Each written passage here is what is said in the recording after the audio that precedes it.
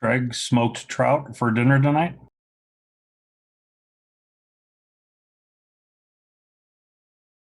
Catch and release, buddy. Those Browns all got away with a little kiss on the head.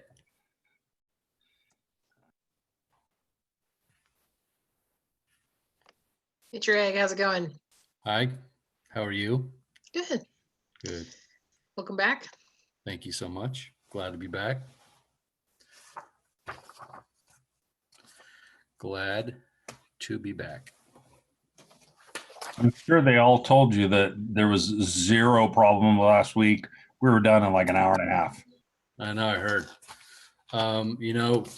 Although the scenery is beautiful from Dutch John, Utah to Salt Lake City, Utah, I did have a couple of minutes to watch some video.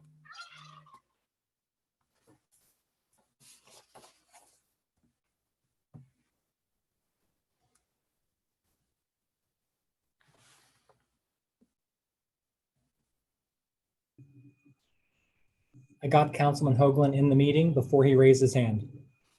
That's a victory for me. You did. You did. I went, whoa, what happened? Very proud of myself.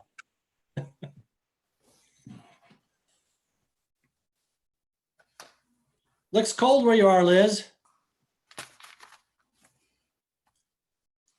Yeah, I'm just going to be here every week. It's kind of a hike for me, but you know. Good don't wanna place to see- quarantine. You don't want to see the real mess that's happening behind this wallpaper, Brad.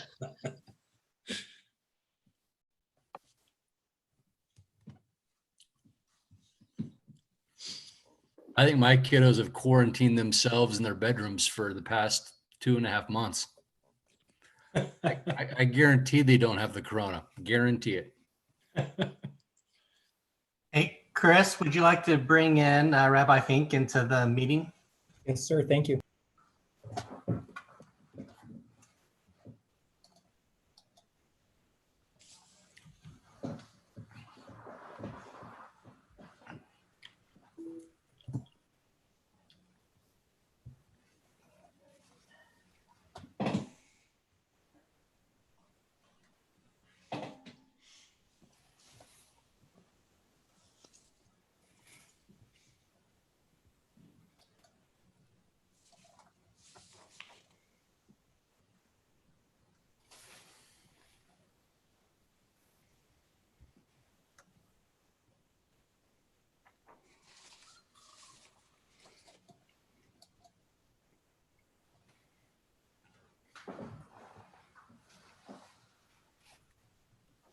Hello, Rabbi. How are you?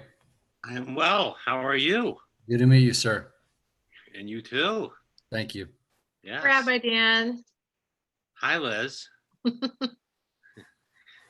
Nice, Welcome. nice background there.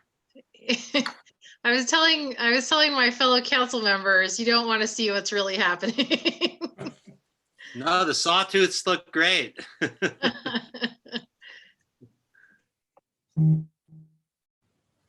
I get it. I get what not wanting to see what's really happening. You wouldn't want it in my house either.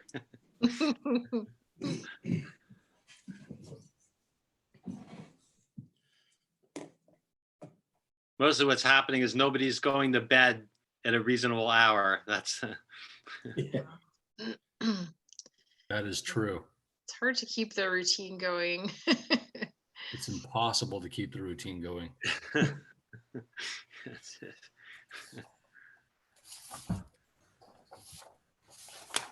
So I know we have Councilman Borton who's trying to connect as we speak. We will get going as soon as we have him or someone else into the room. So we can be respectful of everyone's time. We got Luke. I do not see Mr. Kavanagh at this point in time.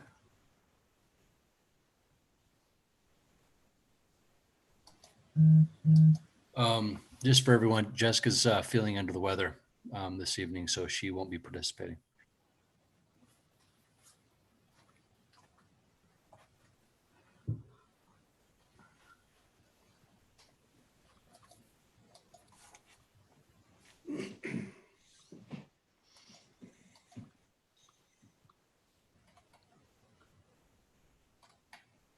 Jessica, if you're listening, hope you feel better. I sent her a text message.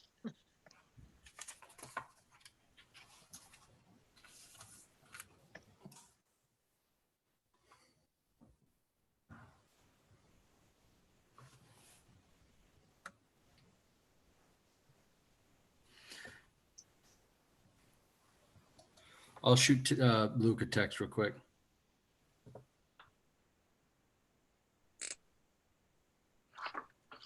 I've also resent Councilman Cavanagh and Borton the link in case they had an outdated link or had trouble finding it.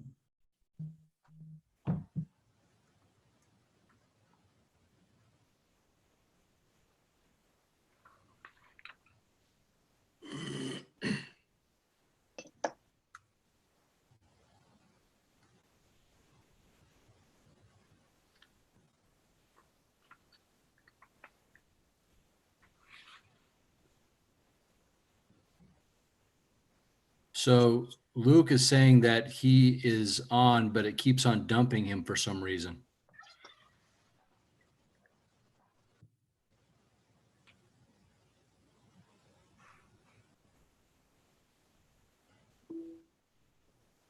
Nothing I can see on the back end, and I've not seen him pop in at any point.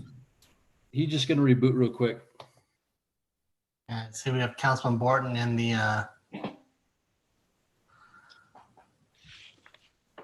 in the room now. So we will go ahead and get started as soon as I've got his picture. So Chris, do we have you and Adrian ready? You're ready, sir. Mr. Mayor, I'm ready as well. Okay. We're going to call this meeting to order. For the record, it is Tuesday, May 26, 2020 at 6:03 p.m.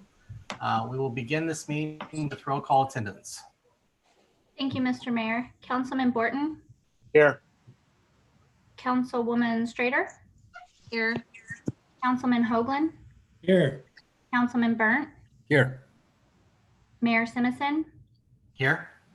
Absent are Councilwoman Perot and Councilman Cavanagh. Thank you. Item number 2 is the Pledge of Allegiance. If you'll all stand, join us in the pledge.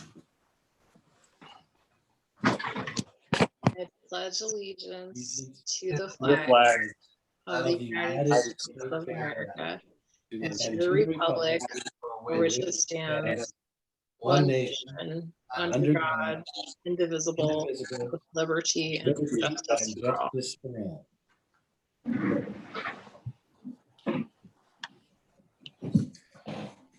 Item number 3 is our community invocation, which will be offered by Rabbi Fink. If you all wouldn't mind join us in this invocation or take it as a moment of silence as we reflect upon the blessings of our community. Rabbi Fink, you're recognized. Thank you.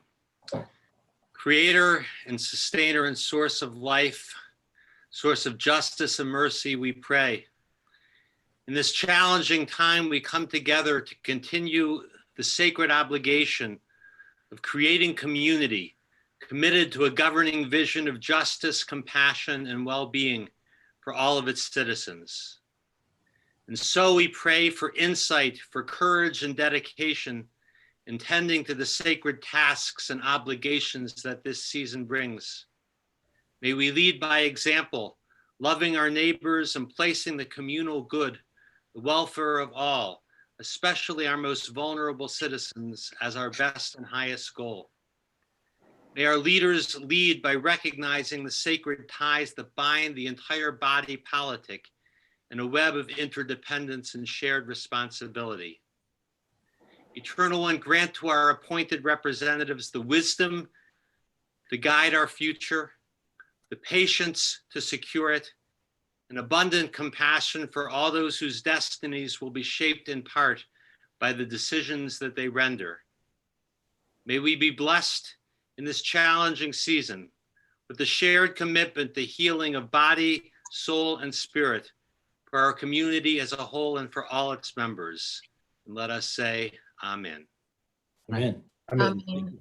Thank you very much. We appreciate you. Thank you. Thank you. Thank you, Rabbi. It was a pleasure to meet you. An honor to be here. Thank Good. you for the Yep. opportunity. Okay, item number 4, adoption of the agenda. Before we start, Mayor, there was a comment made last Tuesday about how I said the Pledge of Allegiance. Yes, Councilman Burt. I just thought I'd normally just say the Pledge of Allegiance. No big deal. I get it. You don't want to talk about it. We'll save it for another day.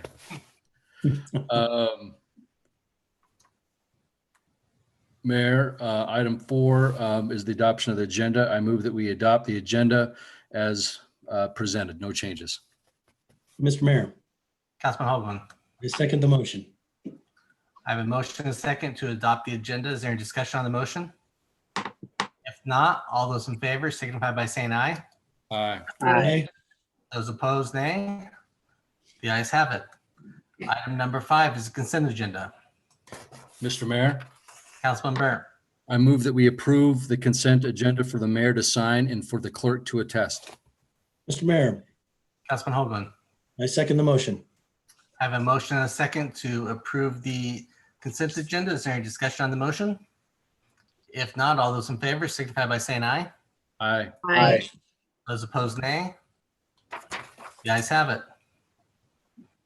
There were no items moved from the consent agenda, so we'll move into item 7A, future meeting topics, public forum. And I will ask our clerk to call up those. I believe we have 3 people at least who've signed up under this. And for the record, you'll be recognized for 3 minutes. I will be doing the timer for you, and I will try to signify when there's 1 minute remaining under this category for each person. Mr. Mayor, there are currently 4 people signed up, 3 of which we were able to touch base with regarding their topic.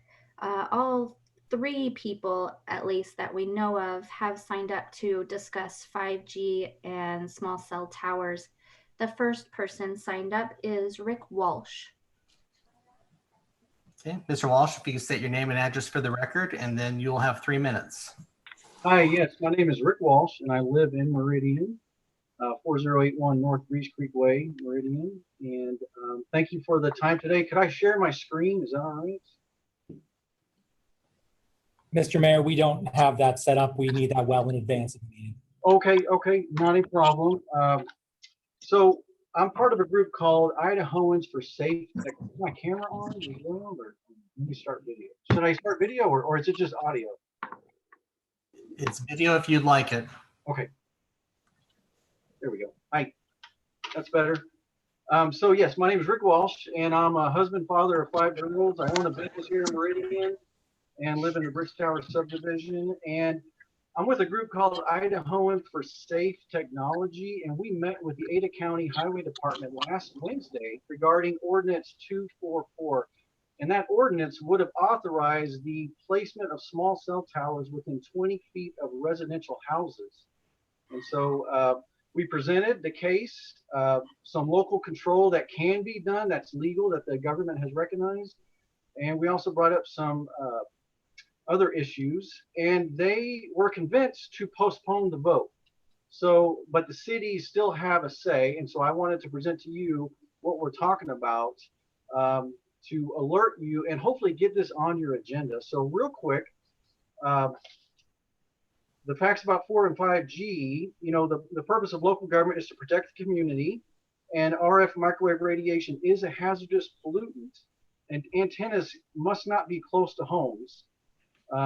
And elected officials, their hands are not tied. There is local protective control that can be done legally. Telecom has kind of misrepresented the relevant laws. So some people think they don't have control, but we actually do. So real quick, we need stronger, more protective control over a hazardous pollution. And that right now is being excluded on the general liability insurance policies of these cell providers. They do not cover liability. So if there's ever a health concern, a health issue, they will not be addressed. And then We have ways to control the vertical, horizontal, and power output of the cells. We want to preserve our home values. We want to preserve the quiet enjoyment of our streets. And these towers should be either not in residential areas, or the power should be regulated if they are in the residential areas. And you could do setbacks, you can do distance between the towers, and you would ask the cell company to provide to prove there is a significant gap in coverage. And right now, just speaking of Meridian, there is no gap in coverage. And we also want to promote fiber optic to the house. And there's a big push for fiber optic now, it's been going on, but there's a big push I heard in 2020 and 2021. So we would like for you to address these concerns on an upcoming agenda or a workout session. And I thank you so much for your time. Right at 3 minutes. Thank you, Mr. Walsh. Mr. Mayor. Next, we have Dr. Ann Hike. Okay. Dr. Hike, if you can state your name and address for the record, and you'll be recognized for 3 minutes.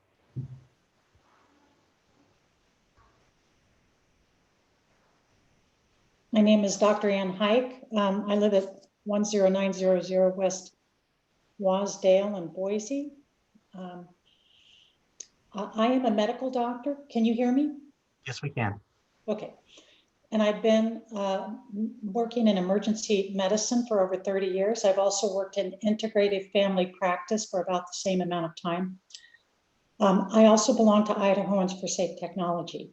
I got very interested in this because I had patients come to me that were having problems with electromagnetism, with illness. But I would like to encourage you to strongly look at your wireless facilities operations, which is within your authorities under the 1996 Telecommunications Act, whose limited preemptions do not include health effects, nor does the act anywhere prohibit speech. The 4G and 5G infrastructure causes the public to be inundated with pulse modulated microwave radiation. Vast amounts of research on radio frequency microwave radiation bioeffects have been performed. There's been over 25,000 studies. Now, to put this in perspective, asbestos and lead were removed from the environment with under 10,000 studies. This radiation, particularly when modulated to carry data, produces a myriad of serious medical effects, including but not limited to neurologic effects, including learning and memory impairments, Alzheimer's, dementia, autism, insomnia, depression, anxiety, ADD. Cardiac effects include arrhythmias or abnormal rhythms and sudden cardiac death, even in children. Fertility effects with decreased fertility, increased birth defects, and increased miscarriages. Genetic effects cause breaks in the DNA, which can lead to cancer and genetic defects. Idahoans for Safe Technology is working cooperatively with the Ada County Highway District, the historic neighborhood associations, city mayors and councils, building specialists, planning and zoning, local entomologists, local farmers, realtors, all to provide a healthful environment. As a medical doctor, I know for a fact that microwave irradiating equipment 20 feet or even 100 feet from a bedroom, particularly a child or an elder's, is hazardous. This is proposed by some wireless ordinances, but is avoidable by legal means. I urge the council to hold hearings on this matter and strongly regulate the operations of wireless facilities, as is your authority to do under TCA 47 U.S. Code Section 332 C-7-B-4. Thank you. All right, thank you very much. Mr. Mayor, next we have Kathy Cook. All right. Kathy, if you can state your name and address for the record, and you'll be recognized for 3 minutes. You need to unmute your mic. And for the record, Councilman Kavanagh has joined us. I know he was trying to get in, but I think that happened about 6:12. Got it. Sorry about that. You can hear me now? Yep. Great, thank you. Kathy Cook, 688 North 29th Street, Boise, Idaho. I test and affirm that the following statements are true, accurate, and within my personal knowledge. My name is Kathy Cook. I'm a certified building biologist and electromagnetic radiation specialist, practicing here in Ada County, and most of my clients are in Meridian. I'm an expert in measuring and mitigating radio frequency, microwave, RFMW radiation exposures.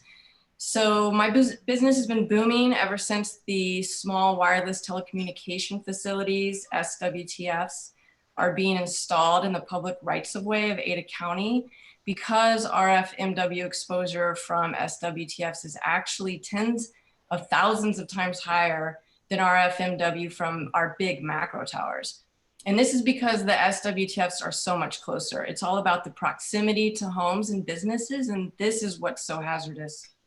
So I use professional certified calibrated radio frequency meters and always measure the peaks of radio frequency microwave radiation, which is thousands of times higher than the averages, because the peaks of RFMW is actually what really matters. So people in the Ada County cities are facing safety, privacy, and property value hazards simply because the municipalities and the ACHD has failed to sufficiently regulate the vertical, horizontal, and power for SWTF antennas. So vertical is the number of feet off the ground, horizontal is the number of feet away from homes, and then power is the maximum effective radiated power, watts ERP, that the antenna can output. So it's easy to calculate ERP from the antenna spec sheet. You just multiply the maximum power input by antenna gain for each channel and then sum the total. When the original macro towers were constructed on hillsides, they had antennas with 200 feet of vertical, 3,000 plus feet of horizontal. This VHP recipe allows the RF signal to waft into residential areas at low enough level to enable calls and will not ruin the quiet enjoyment of streets. But when the cell tower antennas only have 30 to 50 of vertical and only 20 to 50 of horizontal, like the small WTFs will, then we've really got a big disaster. The maximum output power of these close-in small WTF antennas needs to be capped to that which enables phone calls, but will not ruin the quiet enjoyment of streets, just like the larger macro towers. Because the ACHD and local municipalities have not been paying attention, the SWTFs are deploying 15,000 to 22,000 watts ERP, many of which are within very, very close to home, within feet of homes. And actually only 0.1 watt of ERP is needed to go down the street for a half mile, provide 5 bars on a cell phone, and 3,000 plus people can simultaneously make a call. So none of my clients want their children to sleep in this radio frequency microwave radiation of a macro tower that is only 20 to 50 feet from their bedroom windows, which is currently being allowed. Our legislators understood this back. If you could please wrap up, your time is up. Okay, so I strongly urge the city of Meridian to adopt regulations to prevent this large output of ERP. Thank you. Thank you. Mr. Mayor, we were able to verify the last speaker on tonight's public forum is here to discuss the same topic, and that is Lynette Dott. Hi. Yeah. So Your name, just for the record, please. Sure. I'm Lynette Dott. I live at 1401 West Idaho Street in Boise, downtown Boise. I also have a business here. I'm a 20-year licensed healthcare practitioner, and I have patients all over the county and beyond this county. But I'm here not to talk about the health effects, although those are very real and important. But I wanted to share a couple of things that I shared in the ACHD meeting about what cities have the power to do, cities and counties, local government. And so I'll just go ahead and run through that really quickly. And if it's too fast, I can submit this in writing so you can follow up on the links. So as I stated, I'm Lynette. I attest and affirm that the following statements are true, accurate, and within my personal knowledge. I'm Lynette Dott, told you all that. In 2020, nearly all new wireless facilities for telecommunication services are not needed because the existing telecommunication coverage is adequate. This has been simply demonstrated, and Kathy and Rick have already spoken to this, so I'm going to skip through that and get a little bit further down. But they both spoke about the significant gap in coverage needing to be proven and before any new telecoms are placed. And that is true, that is in the law. And what happens then is that if a need is determined, then by law, the telecoms may install, quote unquote, using the least intrusive means. So thus, any kinds of city planning and codes must, include that kind of language, and it has every right to do so, as well as the ACHD codes need to have that kind of language as well, encouraging these telecom companies to use the least intrusive means. And what does that mean? Well, in particular right now, as Kathy already spoke to you, lowering the power levels on the external WTFs that are outside in the common places is the way that you regulate that there. But as far as incentivizing within city planning and zoning is that, your cities are missing a golden opportunity to incentivize the installation and completion of fiber optics to the premises. It's faster, much, much faster and much, much safer. So if you write your codes right, you can provide broadband in ways that preserve the quiet enjoyment of streets in residential areas, something that the cities must protect. And wireless broadband, in contrast, can pump excessive effective radiated power, as Kathy was mentioning, and into the homes of individuals. So think of big data, which is really, really loud. That's internet and video and streaming and gaming. That should go via fiber optics, and only small data, which is soft, and that would be phone calls and text, and that could go through wireless after a significant gap in coverage is proven. So, we as the public have the right to determine what we need as a community. And in our fire-prone state, fiber optics really is the best long-term solution. It's safe, secure, reliable, and energy efficient. And during the Northern California fires, those with landlines received notice and got out. Those with only wireless phones got no alerts and died in much greater numbers. Lynette, if you can please wrap up. Yes. So anyway, in an electric box owned by the utility there started that fire. So to avoid fires and have safer, faster internet, let's just put it all underground. Thank you. Okay. Thank you very much. Those were the 4 people that signed up under future meeting topics. Mr. Mayor, Mr. Borton. could I ask just one quick question? Can I let Mr. Neri speak first? Okay. And I assume your question is to your city attorney or fellow city council members, not to the individuals. No, and if that's the parameters of not asking questions, then yes, these are not time to engage in a dialogue with people. So okay. I'm going to let Mr. Neri just speak briefly to this topic as so council consider the information they heard. Mr. Neri. Thank you, Mr. Mayor, members of the council. My office has been involved in this discussion and research of this issue for a number of years now. We have worked with the Association of Idaho Cities, as well as other cities and the Highway District on this topic. Mr. Barrett has been, of my office, has been heavily involved in the research and the evolving area of the law. So this is very topical from what these folks have brought up. There are issues out there, and we are trying to wrestle with various courts in other states and how they're addressing these, both at the federal level as well as at state levels. And they are correct. There are some things that we as a regulatory agency of land use may have some ability to regulate, but we aren't ready to have this. Mr. Barrett actually was involved with last week's ACHD meeting. He has been in touch with their deputy counsel as well on their approach and how they're treating this particular issue. So we have been very engaged with this, and we intend to bring this conversation forward with the planning department at a future topic or a future meeting, probably within the next few months. But we aren't quite ready yet. Again, he's been working pretty long on the research for what can we as a city engage with, what we can prohibit, or what we can restrict, and what limits we have. Again, federal law does preempt certain things. It doesn't preempt everything. So again, we don't have any of these facilities on city property currently. There are facilities in other cities in the Treasure Valley, and there are facilities on other entities' properties, not the city of Meridian. But we do intend to bring this back in front of you for discussion. So I know the folks that have been on the call today are very engaged with what we're involved in and what the city's doing. So it would be a future agenda item that we would have, like I said, within the next couple of months. Mr. Board, did that address anything that you were curious about? Yes, thank you. Perfect.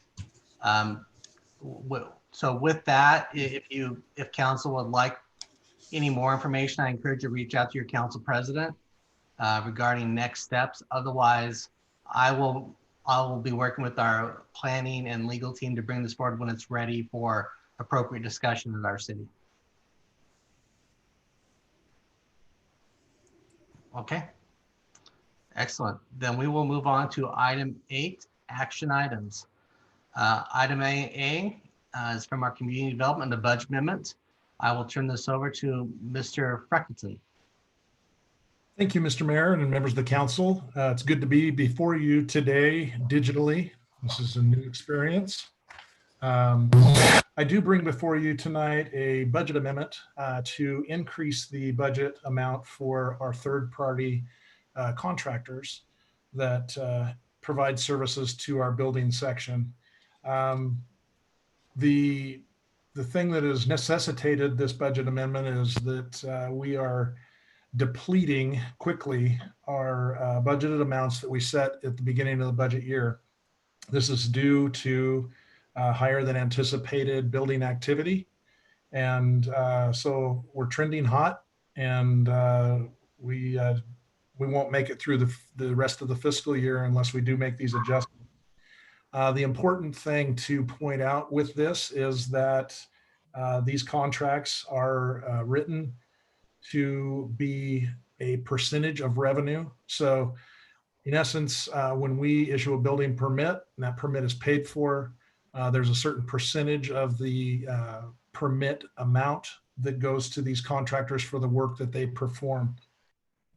So as our revenue goes up, we see the expense go up as well. So revenue is trending hotter than we thought it would, and therefore our expense is trending hotter than we thought it would. So it is an increase in our building, mechanical, electrical, plumbing, and fire areas. No, excuse me, let me correct that. In the electrical area, we are actually doing a reduction in our budget amount. We had budgeted a little too much, and so we're bringing that one back down to what we think is a reasonable number. You know, we are still early on in our growth of the building section, and so we've been able to look at historical data for 19, and that's helped us to make these decisions. We also, because of the experiences that we've had with the COVID-19 and the the slowdown, a little bit of a slowdown in the building activity, we factored some of that in too with our new projections. We have worked with finance in these projections and feel comfortable about it. The reason we're before you tonight is because June is the last opportunity to make any adjustments to the FY20 budget. And so with that, I would stand for any questions you might have. Council, any questions? Okay. Do I have a motion?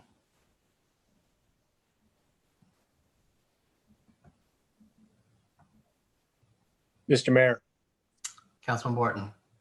move we approve the budget amendment amount for community development in an amount not to exceed $835,329. Mr. Mayor, Councilman Cavanagh. second.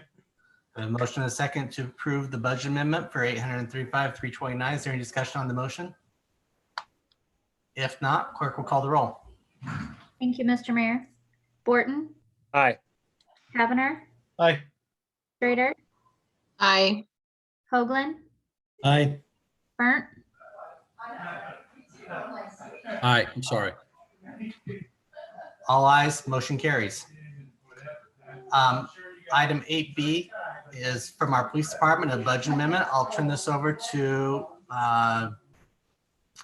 don't know if that's going to be Lieutenant Ford. I had Chief Levy down, but. Mr. Mayor, yeah, that would be Lieutenant Ford. Okay. Are you able to hear me okay? Yes, we can. Excellent. So Mr. Mayor and members of the council, this is a budget amendment for $47,500 to purchase a 2020 Chevy Tahoe. This came up for a vehicle that was involved in an accident and totaled out by iCrimp. With this, iCrimp will be putting forward 29,475s. So the difference left over will be 8,225. And everything we've looked at, this is the cheapest option for us to go. In reference to even a newer Tahoe, the 2021s, they have not released the pricing yet.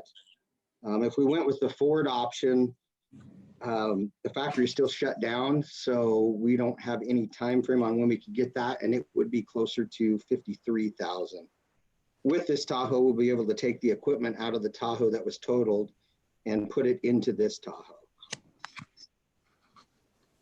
And that pretty much covers that portion of it. Thank you, Mr. Ford. Council, any questions? Mr. Mayor, Councilwoman Schrader. Lieutenant Ford, thank you very much. It sounds like in this case, given that the equipment transfers over to the Tahoe, that makes financial sense. I guess I'm curious, just holistically, if you guys have started looking at electric vehicles as a possible cost-saving option.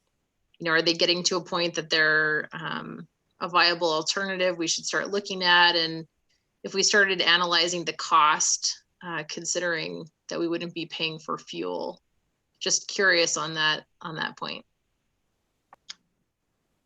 Yes, Councilwoman Schrader, members of the council. Mr. Mayor, we have looked at some of those. I'd have to get with Stacy Peachin on that. If I recall, I think we have one in the works that we're going to try that's being built. That's more of a hybrid. So I know she's done a bunch of research on that. I don't know what all her findings are, but yes, that is something. Mr. Mayor, follow up. Councilman Schrader. Thank you. Yeah, that's helpful. It makes sense to me that we would look first at a pilot to try that out. But I just thought I would check in there. It's always good for us to be forward thinking and make sure we're accounting for all of our options. Thanks.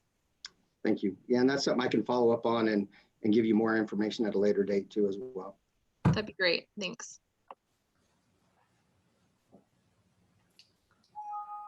Council, any further questions? If not, do I have a motion?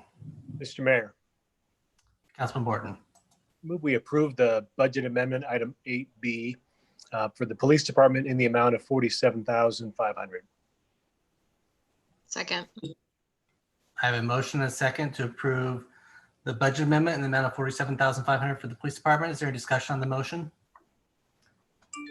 Clerk will call the roll. Thank you, Mr. Mayor. Borton, Aye. Cavanagh, Aye. Schrader, Aye.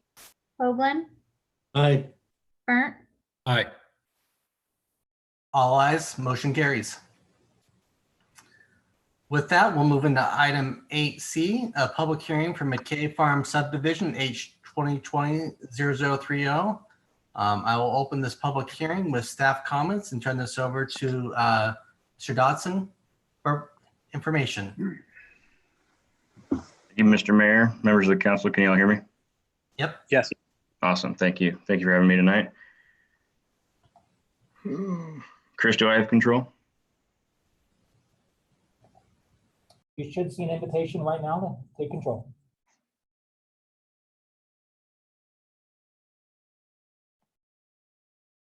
How do I do this?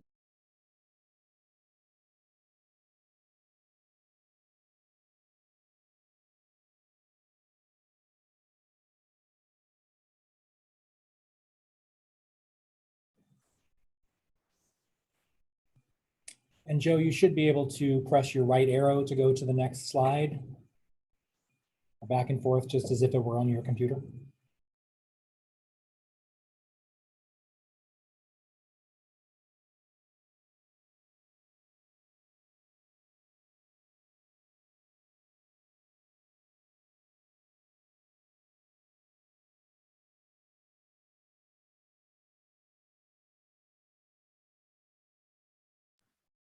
Oh, there we go. Sorry, I couldn't unmute myself for a second. Apologize for that.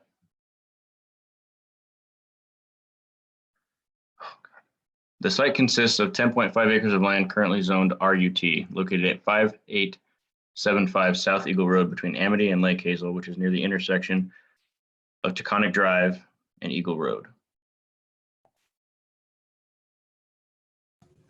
Joe, just for the record, the slide says item 60 Lavender Heights subdivision. That is correct. I do believe this is the correct location for this. Yes, sir. Plat, just for the record. Correct, Mr. Mayor. I apologize for that mistake. Yes, it is the correct location, not the correct heading. Before you is the preliminary plat of the proposed subdivision for McKay Farm. This request for annexation and zoning of 10.5 acres of land with an R8 zoning district and preliminary plat consisting of 42 building lots and 9 common lots is proposed as one single phase. Currently on site is an existing home and related farm buildings. All structures are proposed to be demolished, and both existing driveway accesses to Eagle Road are to be closed upon development. Due to the size of the property being 10.5 acres, this development is required to provide 10% minimum open space and at least one amenity. The applicant has proposed 1.15 acres of qualified open space, which is approximately 10.9%, exceeding the minimum requirement.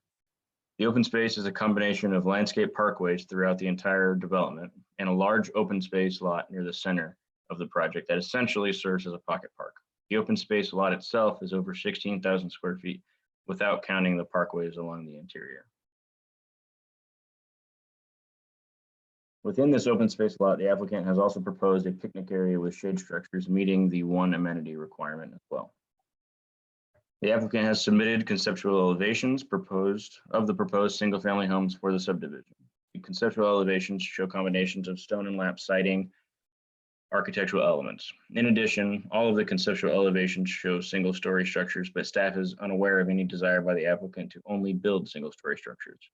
This was discussed in the Planning and Zoning Commission meeting as well, and the applicant is planning on having a combination of single and two-story structures. Staff has not included any condition in the required development agreement limiting structures to single-story except for those noted or requested by the Planning and Zoning Commission. Staff notes that all homes abutting Eagle Road will be required to show proof of adequate modulation and articulation across building plans prior to receiving building permit approval.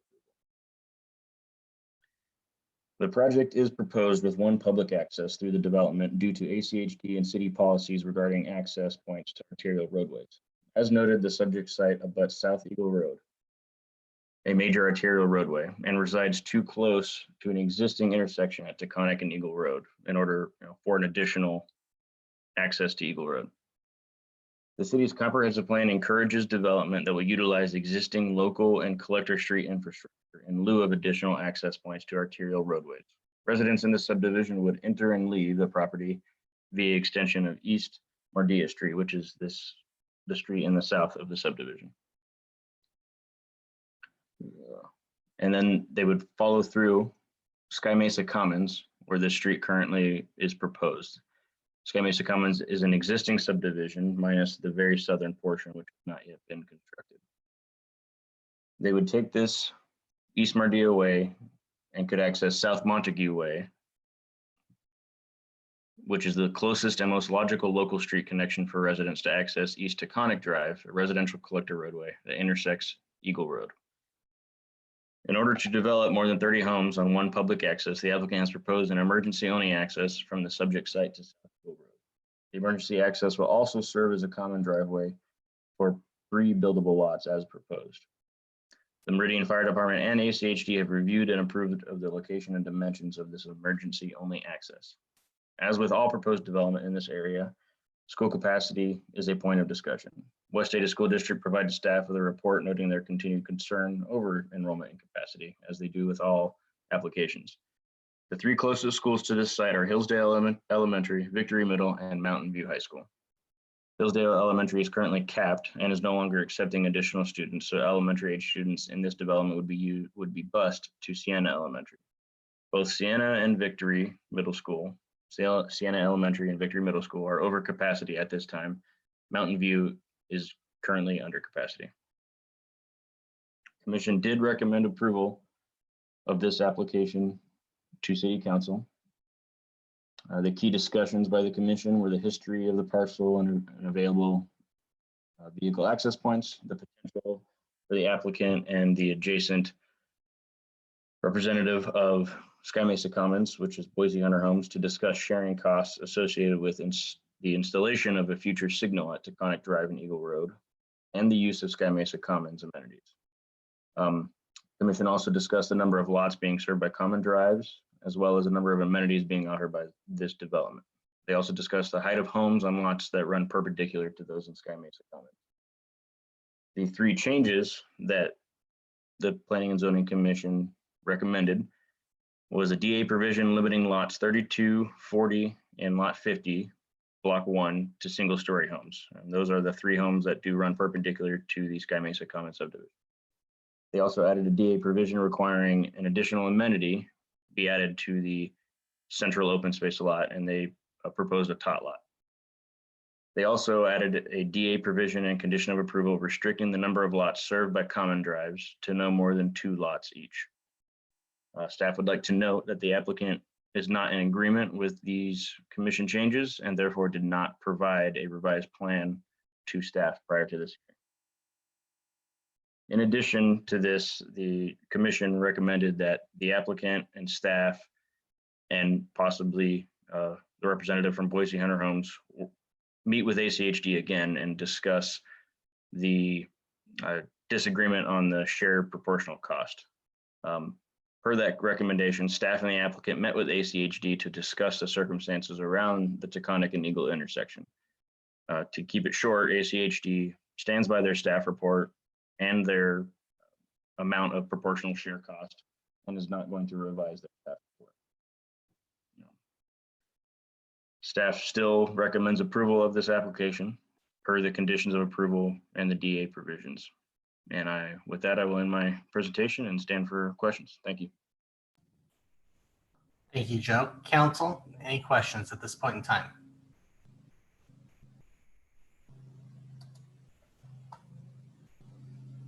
Okay. With that, will the applicant like to? Mr. Mayor, one question, please. I apologize. Yes, Councilman Burr. Hey, Joe, quick question. Did the folks from McCabe Farms, did they agree to any of the discussions by the commission at all? I didn't quite get all of that. They did not agree with any of the changes to the staff report conditions. However, they did agree to meet with ACHD, and we did. And they said that they would work with the Boise Hunter Homes to try and work out some kind of way to help mitigate any possible use of this subdivision using the amenities in Sky Mesa Commons. But I have not heard if that meeting had taken place. Okay. Thank you. You're welcome. Okay. I have down that Mr. Johnson will be presenting the information as on behalf of the applicant. Is that accurate? It is. Okay. Mr. Johnson, you're recognized for 15 minutes. Great. Thank you, Mr. Mayor. My name is Sam Johnson. My address is 2701 East Pine Avenue in Meridian, Idaho, 83642. I appreciate your time tonight and appreciate working with staff like always on these applications. So yes, we agree with, excuse me, I got a little bit of a frog in my throat. I do not have corona. But anyway, we agree with the staff report with the exception, as Joe mentioned, with a couple of points that the P&Z Commission recommended that we change on our plat. First off, they recommended that we add an additional amenity, specifically a tot lot, to our central open space there in the middle of the project.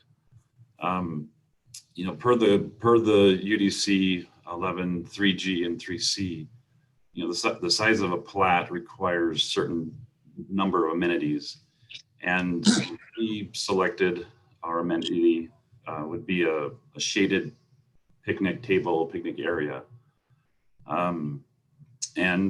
Feeling that would be a good amenity that all residents could enjoy. So we picked that one as our minimum. P&Z Commission believed that we should add one more, but we disagree with that. We feel like the code is, as written, proportionately scales the requirement for more and more amenities as the projects get larger and larger. And so we would request that the additional requirement for an additional amenity be removed. Also, the second thing that they required or recommended was the common driveways that we have. We have 4 of them, as you can see. Each one of them gives access to 3 lots, and code allows up to 6 lots to take access off a common drive. And we felt it was reasonable to have this design with only 3, which is 50% of the maximum allowed. And we felt it was we know the challenges that common driveways can present, but we also believe that reducing a project and reducing and eliminating 9 to 10% of the lots in a subdivision proposed project is a little excessive. So we feel that we meet the code, and we're only half of the allotted allowed access, lot access off of those common driveways. So we also, on that one, let that be removed from the conditions. Staff also mentioned the lots. We self-imposed the single-story homes on lots 32, 40, and 50 of Block 1. That was due to some conversations with the homeowners that live there on the other side of the fence that came to our neighborhood meeting. And we agreed that we would make those lots single stories. So that's a condition that we do agree with and self-imposed.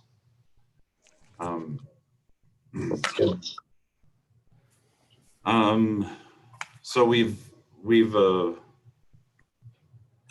first came to the pre-plat application and met with the city and ACHD on the design. We had a connection to Eagle Road, but both city staff and ACHD staff recommended quite quickly that we eliminate that access if possible. And we do have that one connection to the Sky Mesa subdivision. All of those streets are local streets. ACHD feels they are adequate to add 42 more homes onto those streets.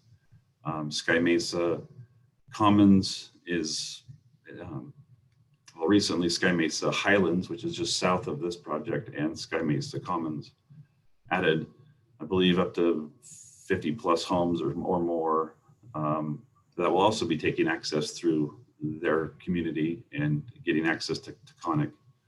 So we don't feel that that's an unreasonable design, and we agree that having less access on Eagle Road is a good thing. Also, with regarding the interim signal that would potentially be required there at Taconic and Eagle Road, we agree with staff. It was ACHD staff report, their assessment of the costs for that interim signal, and so we had discussions with them, but they were not willing to change their staff report, and we've agreed with their staff report from day one. We believe this is a good, it's a tighter neighborhood. We do not plan to restrict it with any age restriction, but could be a similar product type to that type of home and community. And we agree that we believe that it's a good use of this project, and stand for any questions. Thank you. Sam, council, any questions for the applicant? Hey, Sam, Mr. Mayor. Councilman Brown. Sam, good to see you, bud. Got a question for you. Do you guys have a parking plan involved in this project? I noticed that one wasn't submitted. Yes, we don't have one ready to submit, but we know that one's required. So we will work with staff on making sure that we meet those requirements before final plat. Follow up, Mr. Mayor. Councilman Burnt. I believe that the P&Z Commission had mentioned that in the P&Z meeting. Is the reason why you haven't came up with one yet? I don't recall parking being the discussion in the P&Z. Maybe it wasn't. Hearing. But I could maybe be mistaken, but it wasn't specifically requested in the staff report except for before final plat. Okay. Mr. Mayor. Councilman Hoagland. Yeah, Mr. Mayor, Mr. Johnson, I just wanted to make sure I understood. Since you purchased a property, an existing farm that had an access to Eagle Road, that is something you have given up to allow use for the residents to go around to use the signal. Is that right? That was something you just voluntarily agreed to? That is correct. Thank you.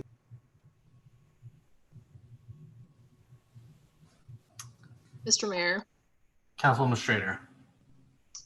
Thank you, Sam. I guess you can help me understand the concern about the additional amenity that was requested, the tot lot. Is it that you feel that that amenity doesn't fit with the targeted buyers? Is it the cost of the amenity? Help me understand the hesitation on that. Sure. Really, the hesitation there is mainly just we feel like that we've met the code. It's certainly something we can add. My personal preference and pet peeve is when a tot lot, quote unquote, is required that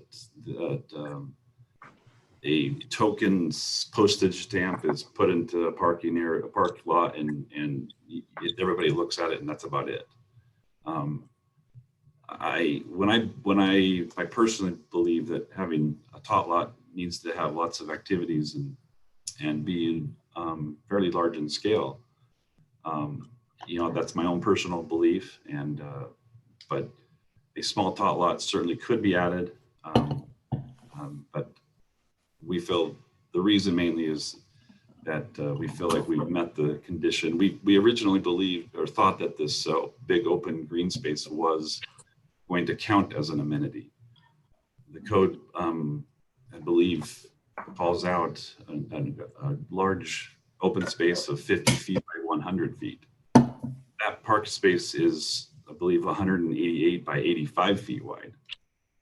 So it's fairly large, but, and I'm still a little confused on why staff didn't allow that to be an amenity.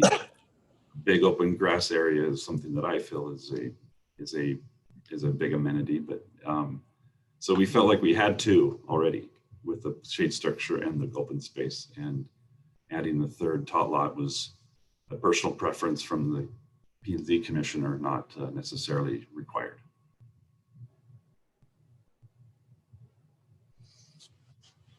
Thank you. Council, any additional questions at this time? Mr. Mayor. Councilman Morton. Just a quick follow-up on that. In reviewing the materials, it looked like the reasoning behind the open space was that the code requires the open space in order for it to qualify to exceed 20,000 square feet. Right or wrong, that's what the code says. And the area on the application shows it to be 16,000 and change. So that's how I understood it, at least to be not code compliant to qualify as open space. But to your point on the proposed picnic area, shade structure, etc., is there something that shows what that's going to look like? Has that been designed? To your point on sometimes tot lots are smaller than people hope they might be. If that concern were shared with regards to shade structures and picnic shelters, could you alleviate any concern? And maybe that came up at P&Z as well, but apparently there was still a desire to have a tot lot, so it must not have met our commission's intent. Commissioner Morton, there wasn't a whole lot of discussion on the specifics of the shade structure and picnic area at P&Z. We have a graphic that shows a little 15 by 15 shade structure with picnic tables and concrete slab underneath is the intent. But it's really just a landscaping plan with the 15 by 15 shade structure shown on the open space there. So there wasn't a whole lot of discussion about the details of that shade structure. Okay. Mr. Mayor. Councilman Kavner. Thanks, Mr. Mayor. Thanks, Sam. I guess maybe kind of following the theme as of right now, I have to say I agree with you. I've seen some tot lots that have popped up in developments that even calling them a tot lot is a very generous term.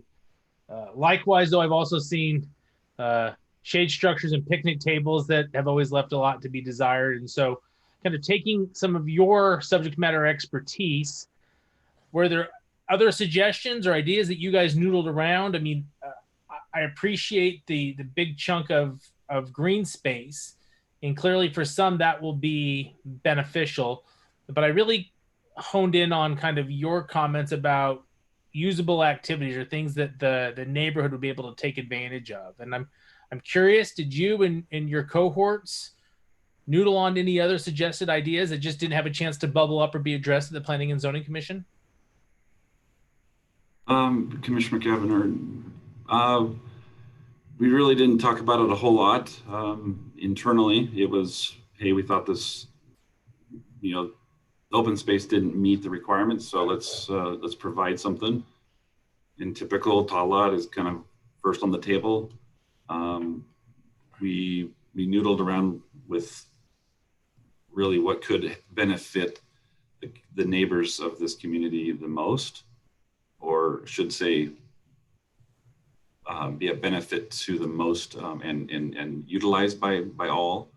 Where tot lots, certainly love kids, got 4 of my own, but we ultimately just decided let's do a shade structure with picnic tables and benches, and I'm happy to define that and get more detailed here if that's required as far as dimensions or number of picnic tables. We are a little limited.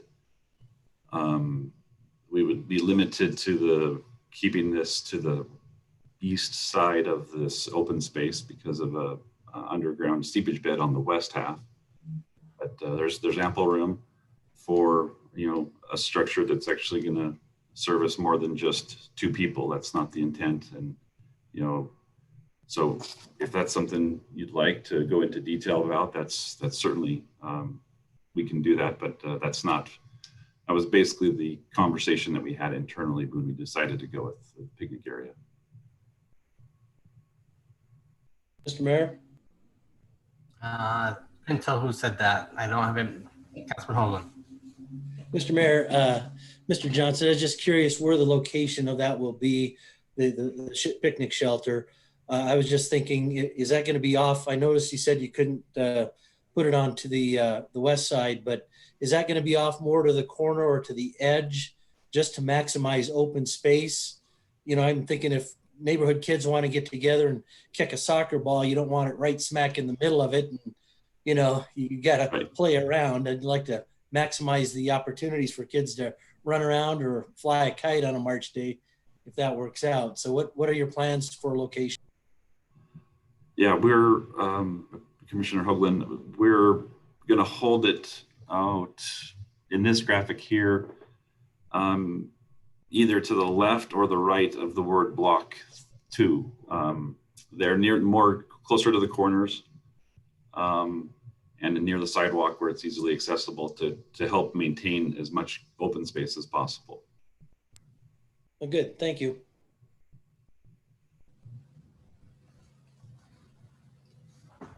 Council, any additional questions at this point in time? Mr. Mayor, one additional question, please. Councilman Burnt. In the ACHD report, it said that Eagle Road may expand in 2023, and because of that expansion,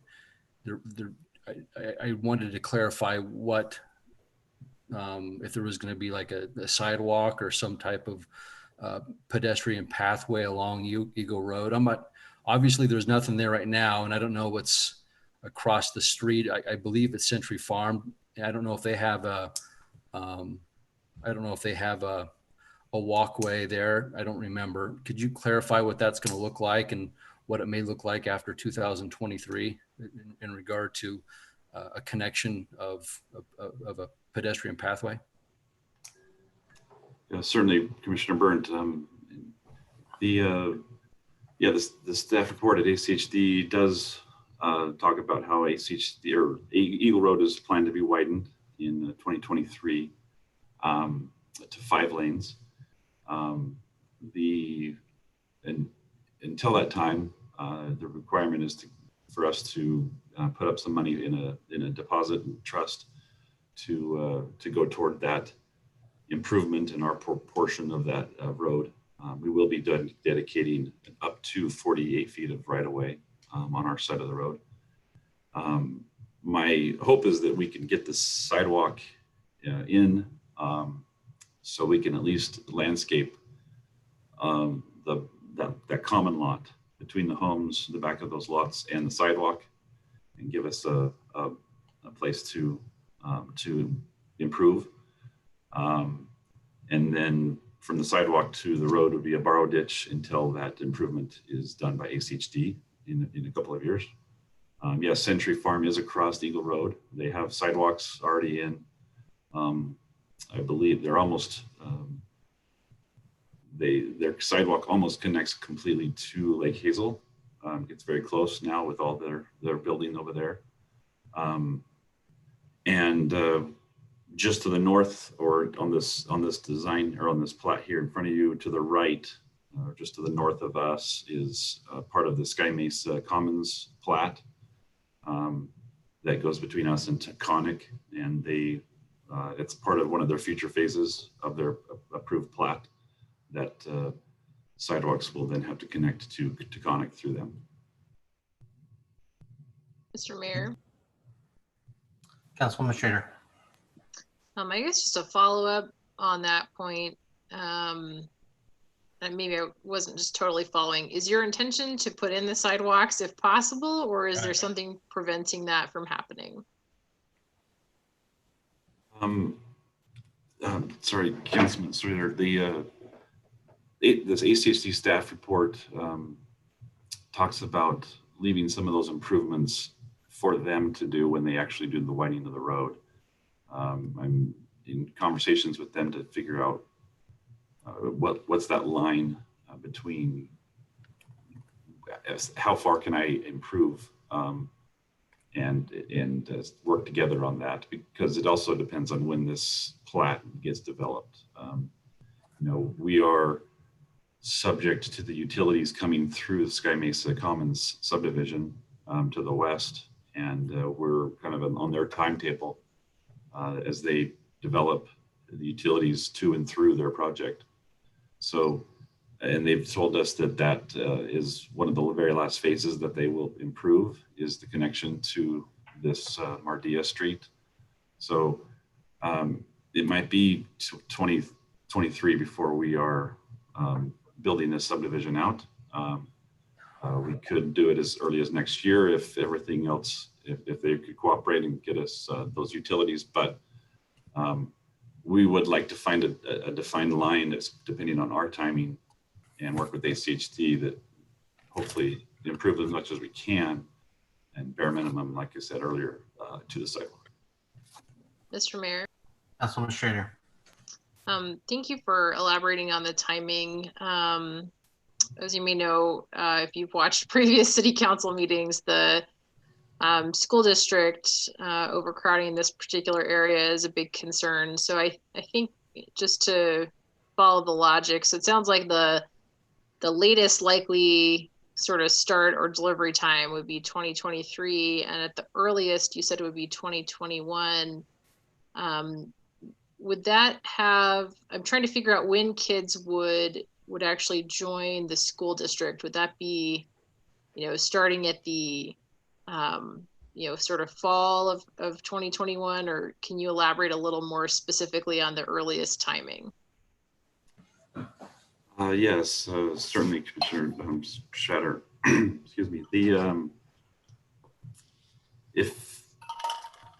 If we were to push really hard and we had utilities available to us now, I think with the amount of growth and the amount of processing that your staff has to go through, it would be at least 12 months before we had a final plat or the plat recorded on this project. So that would be summer of 2021.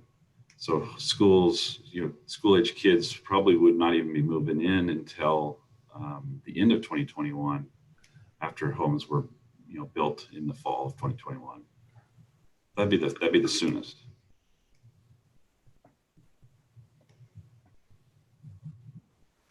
Mr. Mayor. Councilman Cavanagh.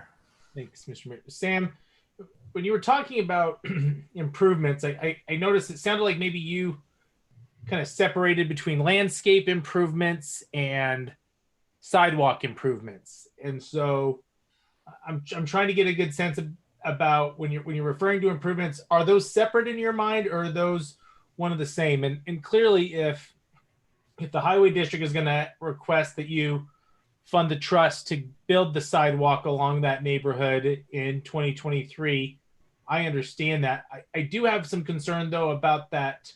I think it's an emergency access, or maybe it's your alley load that kind of goes there onto Eagle Road. I mean, that's going to be a pathway that kids and families are going to utilize to get over to Hillsdale or to go to the YMCA. And as somebody who is always frustrated with living in a neighborhood where our pathway comes out into a borrow pit, it's not something I would ever wish on anyone else. And so can you share with us your conversations with the highway district about sidewalks, if they're requiring you not to build them, if you're choosing not to build them and wait till 2023, if there's an opportunity for a partial build? Help me understand that. And Mr. Johnson, just real quick, we do have Justin Lucas here as well, so we can turn some of these to ACHD if needed. But I'll let you take a stab at it if you feel like you can. Let me give it a try here, Mr. Mayor and Commissioner Cavanagh. Yeah, my hope, or I guess backing up, when I say improvements, I mean everything's done as far as like the landscaping and the sidewalk. I would like to have the landscaping, I should say the landscaping on the berm side of the sidewalk, so if you will. Because yes, I agree that it's nice to have a hard line with landscaping, but then our emergency access would obviously have to connect all the way to Eagle Road. I don't know the timing of the sidewalk improvements from Boise Hunter Homes to the north, which then would connect these residents to Taconic, on a sidewalk on Eagle Road. That'd be an obvious connection point there. I know since what they've told me, Boise Hunter Homes has told me that the connection to Mardia and giving me utilities will be one of the last phases. That means that the property just to the north of this and to the right on the screen will have been developed prior to me being developed. So if that's the case, then their sidewalk will go in before mine, and then I would connect to theirs. One point to just note that we do have the Grimmett lateral runs along Eagle Road there on our side of the street, and it will be required to be tiled, and the Boise project's requiring a 28-foot easement in that common space for that buried lateral with no berm. They certainly like the common lot, but they don't want a large berm on top of it. So with that said, we increased the width of that 30-foot buffer to 35 feet to allow us to put trees and shrubs at least along our fence line at the back of those lots. So there is some vertical vegetation there, not just a big open flat green space that with restrictions to what's being planted there. So that's just a side note. Mr. Mayor. Yes, Joe. Thank you. I have a couple, I guess, a clarifying point for this sidewalk and landscaping there. Okay, and if we could also have Justin come into the, Chris or Adrian, if you could bring Justin in so we could have him provide some comments since we're in this section right now. But go ahead, Joe.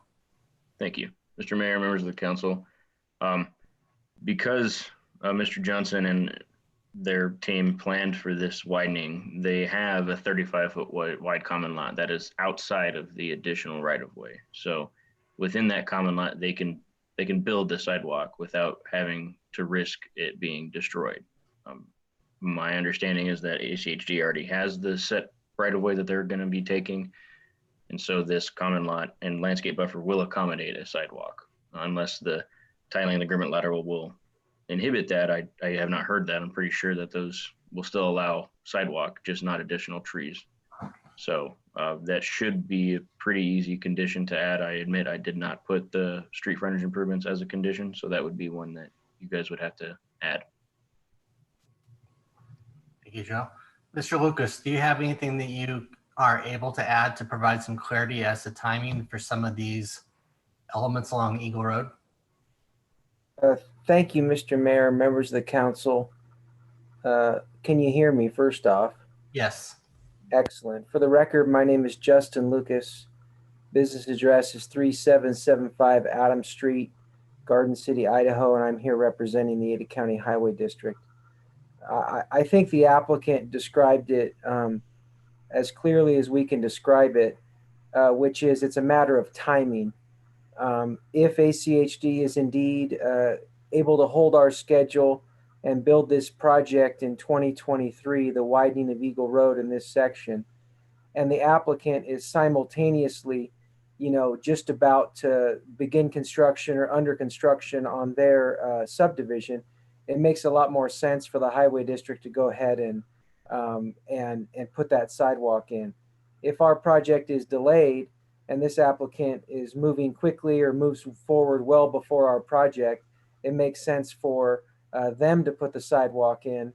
And I don't think ACHD staff report prohibits them from doing that.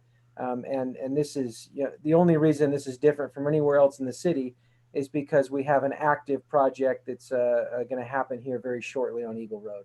I hope that helps, and I'll stand for any questions. Council, any questions from Mr. Lucas on that point? Oh, okay. Thank you, Justin. You probably will want to stick around here because I don't think that's going to be the last question for HHD on this project. Are there any other questions for the applicant at this time from council? Not at this time. Okay. Thank you very much. Chris or Adrian, did we have anybody sign up in advance to testify in this application? Mr. Mayor, we had one person sign in, Hank Allen. I don't see Hank Allen specifically on the call, but if you're here, please raise your hand and we'll get you in to talk.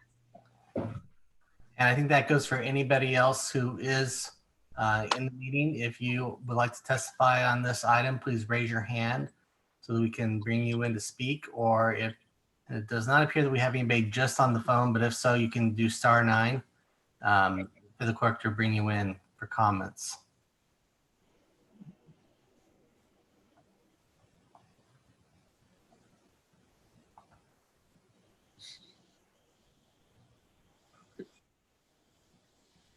And it's not looking like we have anybody raising their hand for council. We did have someone who was logged in to this earlier and had to leave, and an email was sent to you by Mr. Johnson. I just want to bring that to your attention. I think it mirrors the comments that were made and the requests by Mr. Johnson and his comments.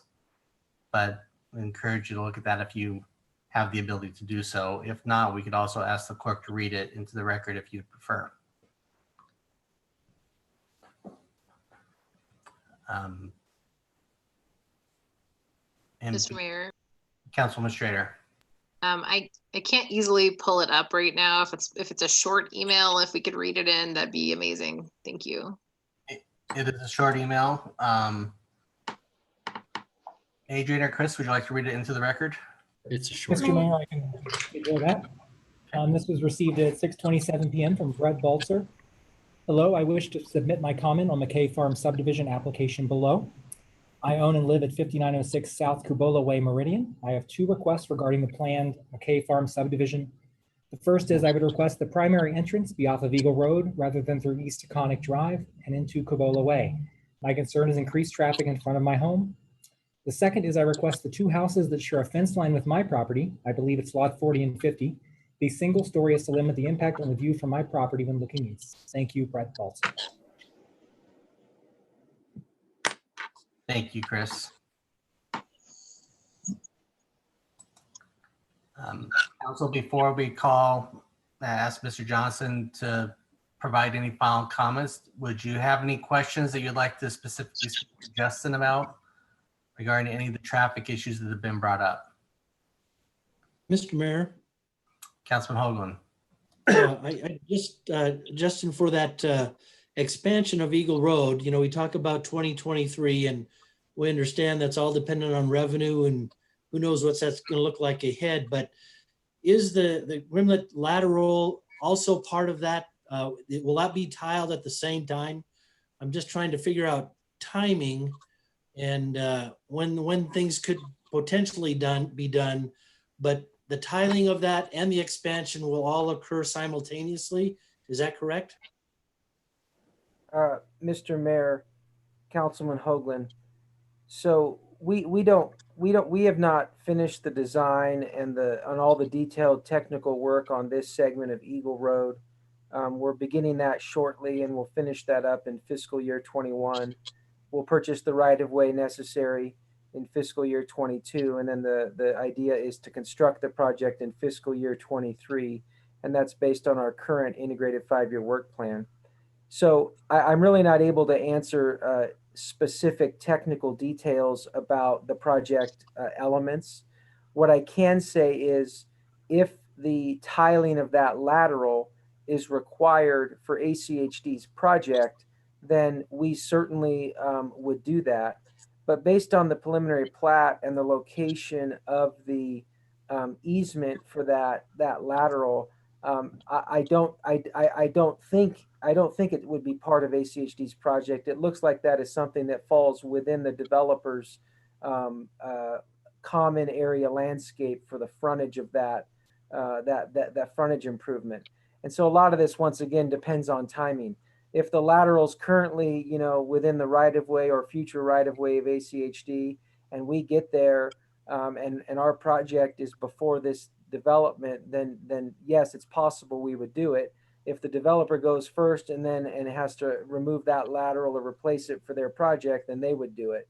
I don't know if that exactly answers your question, but certainly if it is impacted by ACHD's project, we would relocate it, yes. Well, Mr. Mayor and Justin, thank you for your response. It's very thorough as always. I appreciate that.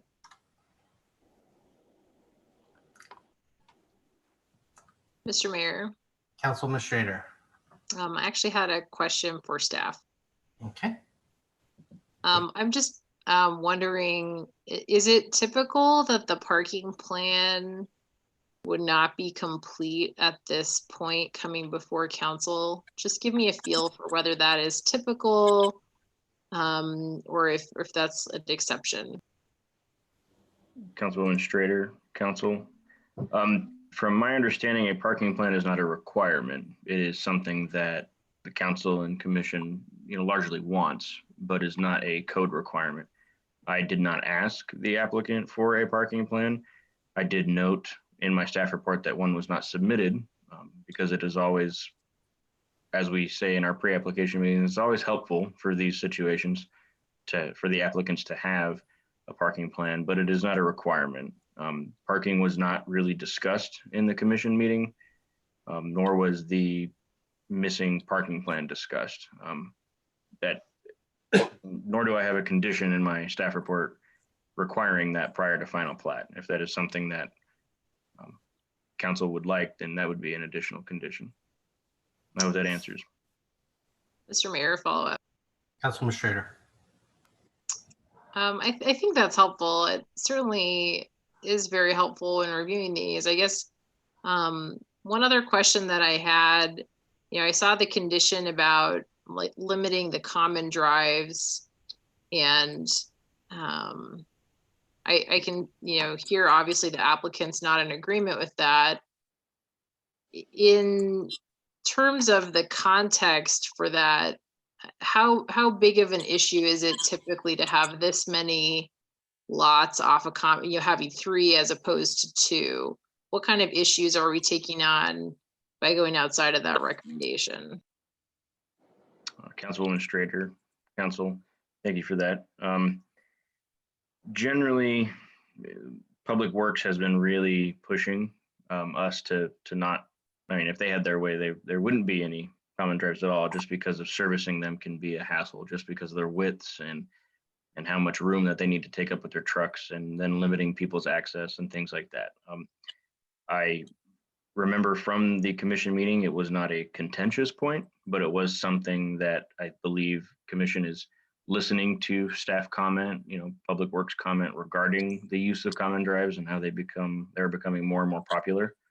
I am not an expert on those types of distances and widths required for the service lines. I do know that no mains at all can be inside common drives, so they would be service lines going to each one of those. So obviously, as you get further and further, more and more 40-foot wide lots, you start getting some really long service lines that are difficult to maintain, because the mains cannot go in the common drives.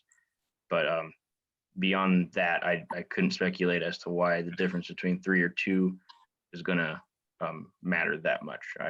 I will admit that. Thank you. You're welcome.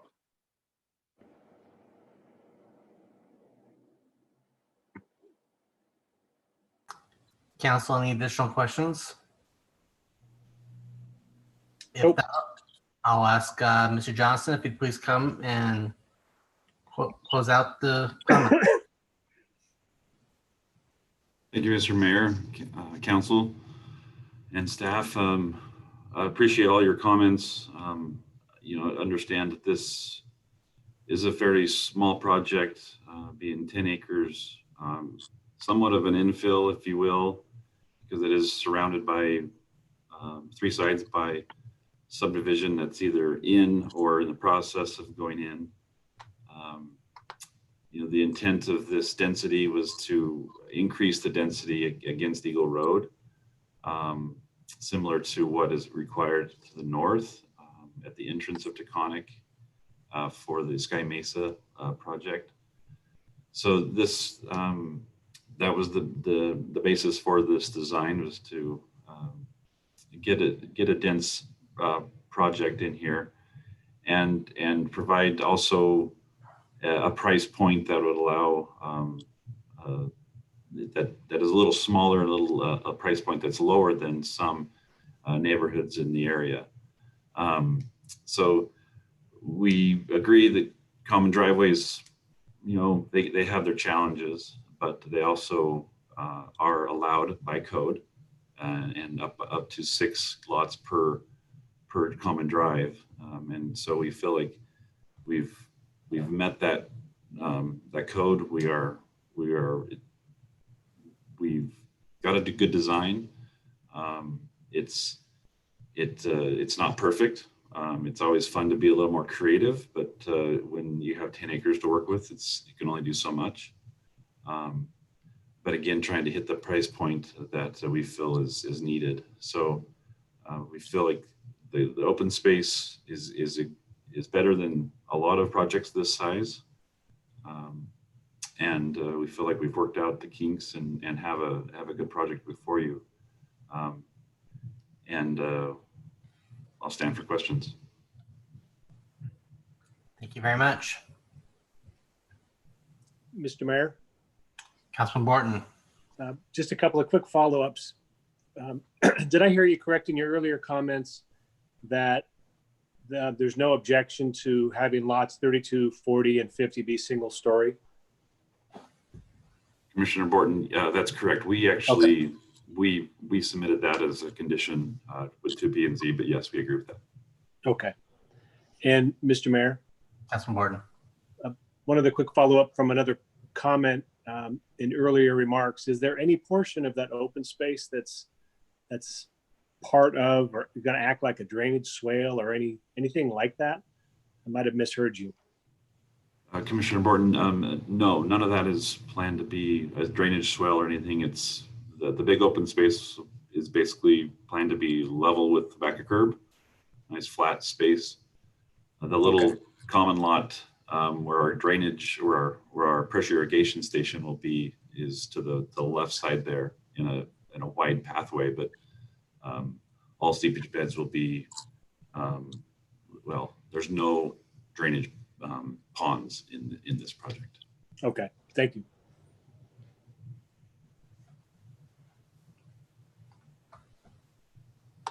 Mr. Mayor. Councilman Schrader. Could you elaborate? You don't have to be super specific, but just give us a feel for the price point that this project serves and how that's serving a broader purpose of being more affordable for people. If you could provide any more background on that, that would be helpful. Sure, Commissioner Schrader. The price point, as land gets more and more expensive, the cost of the home actually gets more and more expensive. It causes us to drive that, this better than probably a lot of people, that those lots need to be smaller and smaller to try to get to a price point that others can afford. So these homes will probably be in that, I would say, in 300 to 350 range. We are not working with any builders right now. We don't build the homes, so I can't speak exactly to what the product type or the finished product will be, except for what we've depicted in the application. One of the thoughts was to have this be a 55 and older community, but we've decided not to pursue that because there's others in the area that are doing that. But that 350 is probably an average, and it's becoming harder and harder within Meridian to buy a home that's under 400. So thus we went to a smaller lot to try to accommodate that. Thank you. Mr. Mayor. Councilman Cavanagh. Thank you, Mr. Mayor. Sam, if I recall, at the Planning and Zoning Commission, you guys testified that you weren't going to limit it to any builder or building group. It was really, your plan was to kind of get this project moving forward and then turn over the lots to any builder that would want to build on them. Is that still the case? Yes, that's still the case, Commissioner Cavanagh.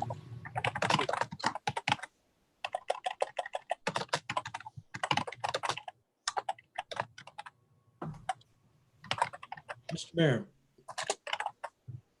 Was that Councilman Hoagland or Borton? Hoagland. Councilman Hoagland. Mr. Mayor, Mr. Johnson, I want to talk about the Eagle Road right of way, which we know is 48 feet. You've got 35 feet of common lot. The lateral, I believe, was within that common lot. And then there's space for, then part of that right of way would also include areas that you can landscape and where you put your sidewalk. Do I understand that correctly? Yes, sorry, I meant to mention that in my earlier, but yes, that Grimmett lateral will be tiled within the 35-foot buffer in that common lot. Thus has a 28-foot easement that's going to go along with that restricts the landscaping in that. But it will be in the common lot and outside of the right of way. Mr. Mayor, follow up. Councilman Hoagland. So, and also so your landscaping could be done sooner, like you desire, if all things, move together as planned. Would you also be putting in the sidewalk along that landscaping at the same time? Is that in your plan? Commissioner Hoagland, yes. So our intent, when we submit our final plat with our construction drawings, the improvements there will be part of the conditions to be built out. We will be required to tile that Grimmett lateral and then landscaping on top of that with the sidewalk, depending on the timing, like I said earlier, with ACHD's improvements. My hope is that if we were building this out before ACHD widens Eagle Road, I would hopefully work something out with ACHD that we build the sidewalk and landscaping to the west.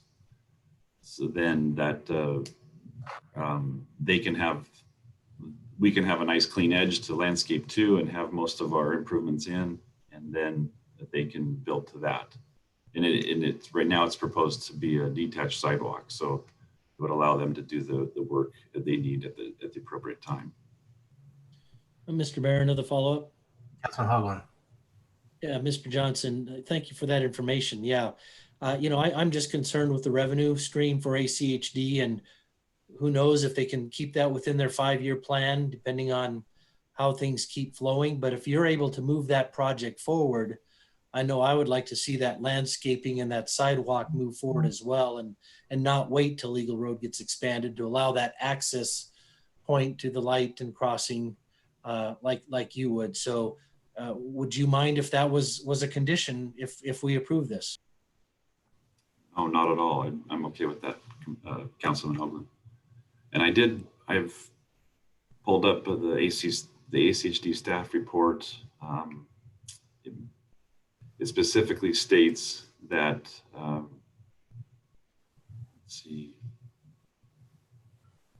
if the Eagle Road widening project remains programmed for 2023 or sooner, prior to ACHD's final signature on the plat, we will provide that road trust for the widening of Eagle Road and the sidewalk abutting our site.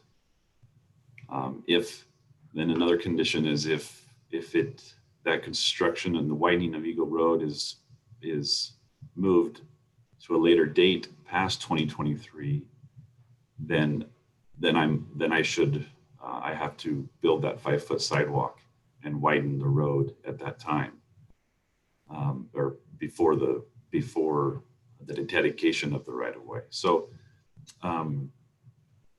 if this project gets pushed out because ACHD loses funding or something like that, then the worst case, I have to do the improvements myself if that all gets pushed out. Thank you, Mr. Johnson.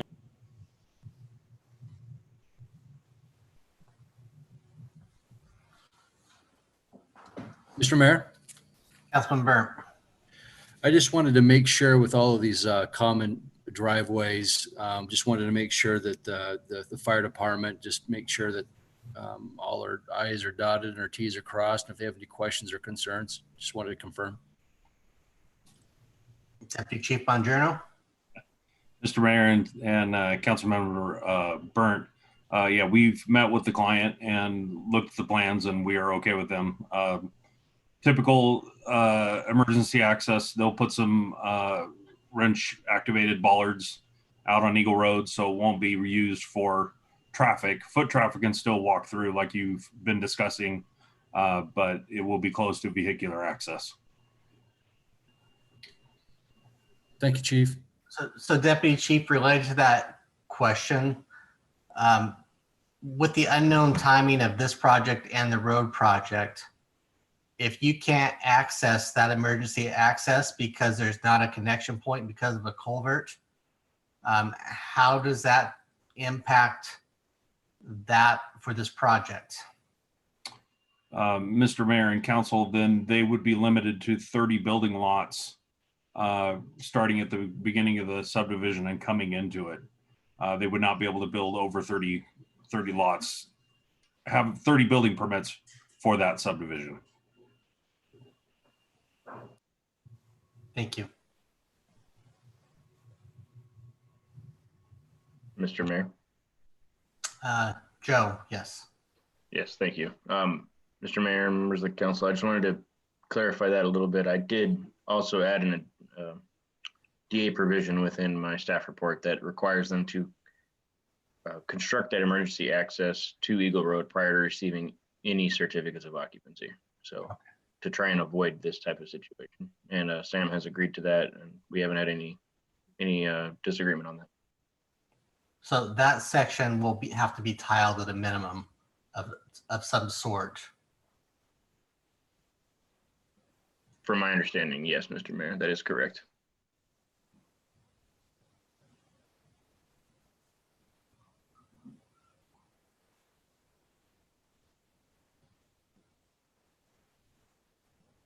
Council, any further questions, or would anyone like to throw out a motion to close the public hearing?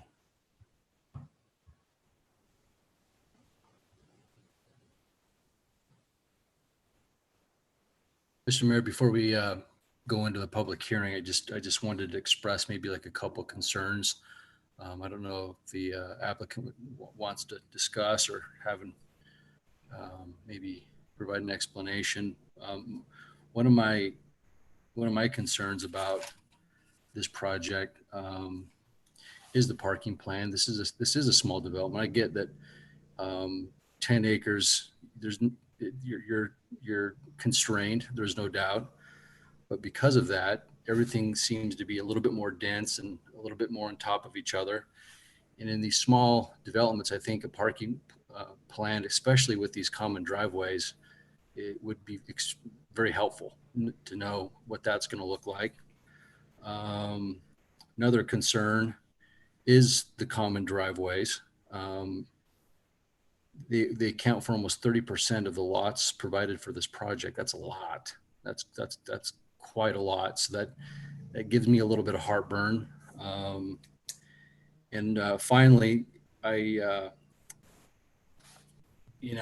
don't know if a tot lot is necessarily the answer to the amenities. I don't know if I'm necessarily going to pound that drum, but it would be really nice to see what that structure is going to look like. It could be fantastic, actually. It could be beautiful, and it could look really nice and something that the community would use. It would just be really nice to see what that looks like.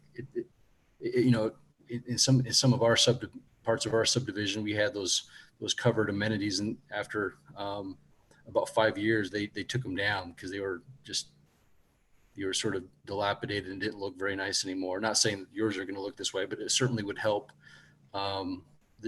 my decision going forward, just to know what those things look like, just details.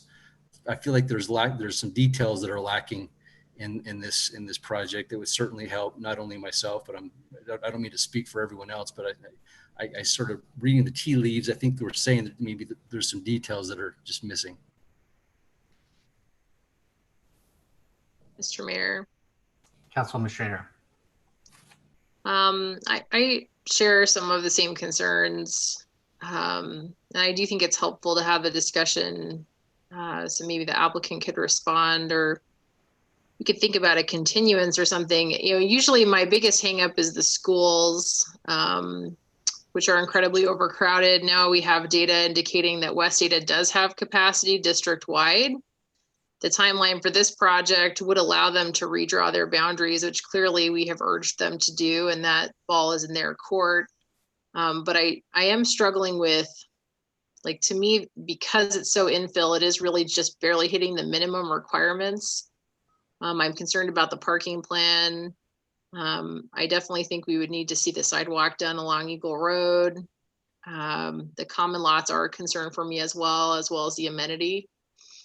It just feels like barely meeting the minimum. is not quite doing it for me without enough detail behind some more of the project. So I'm struggling a little bit with this one. Mr. Mayor. Councilman Cavanagh. I think for the sake of the applicant, I'll also chime in and Sam, one, I really appreciate you trying to engage with the neighborhood, I guess, to the north of you to try and find some resolution. I think that's showing that, hey, you're willing to try and get to the bottom and solve some of these things. But the comments that I've heard from my two colleagues have rang true with me. For those of us that have been on the council a while, I've got like former council member Milam just sitting on my shoulder, like pounding her fist, like this is the minimum, this is the minimum, this is the minimum. And that's really what this feels like. Sam, you know, Meridian is a community worthy of investment. That's why this project is been identified for you and your applicant friends. I appreciate that you've met the minimums. I just have some concern about if we're going to really add these extra homes into our community's got to benefit, both from those that live in around the neighborhood and our community at large. And I just don't feel like that it cuts the mustard when it comes to that. I share Councilmember Strader's concerns about the school impact. Again, we've heard from parents that send their kids to Hillsdale, recognizing that this neighborhood would likely not send their kids to Hillsdale, about the challenges of getting folks to cross Eagle Road and the challenges associated with that, which is why my comments about the sidewalk would have to be a requirement. I've got a lot of hangups about this project. I'm not completely sold that it's the right project at the right time for this part of our community.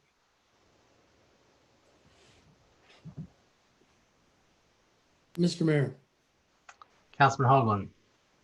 Yeah, there's a lot of concerns. I hear that I share.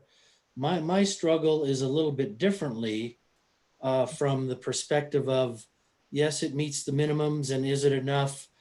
Then I look to us where we want to have a parking plan, you know, and I heard that it's not required, it's desired. I wish he would have brought forward a parking plan and we could have looked at it and discussed it. These are single family homes. They'll have garages. They'll have a parking pad. That does help, but it would have been helpful. And I think we need to say it is required when it comes before us. The common driveways. Yeah, they can be a nuisance in terms of access to public works, utilities, that sort of thing. And we allow 6. And maybe we need to clarify that unless it exceeds a certain percentage of the subdivision. I think Councilman Burnt brought that up, that it's this particular percentage, and maybe that's too much for this size. And the amenity, you know, we talk about a tot lot, we talk about the thing. How do we make sure developers, I think most of them want to play by the rules. They do that. But I think we need to be a little more specific then if we want something to have that drawing, that specific drawing and warranties or things like that. That's where I'm just going, I don't know if we're providing enough requirement when they come before us. Because if they meet the minimum, yeah, it's the minimum. It's like my kids when they were in school, some classes, they met the minimum. You're not getting lower than a C on this course. I know it's hard for you. They met the minimum. Could they have done better? Probably, but hey, they met the minimum. Well, I don't know what you do. So that's my struggle is they looked at the code, they meet the minimum. Would I have liked them to do more? Yeah. And as others have expressed, but I don't know if I can turn down other than, you know, putting in the requirement about the single story homes and what to do with the sidewalk if ACHD gets delayed. But that's my struggle right now.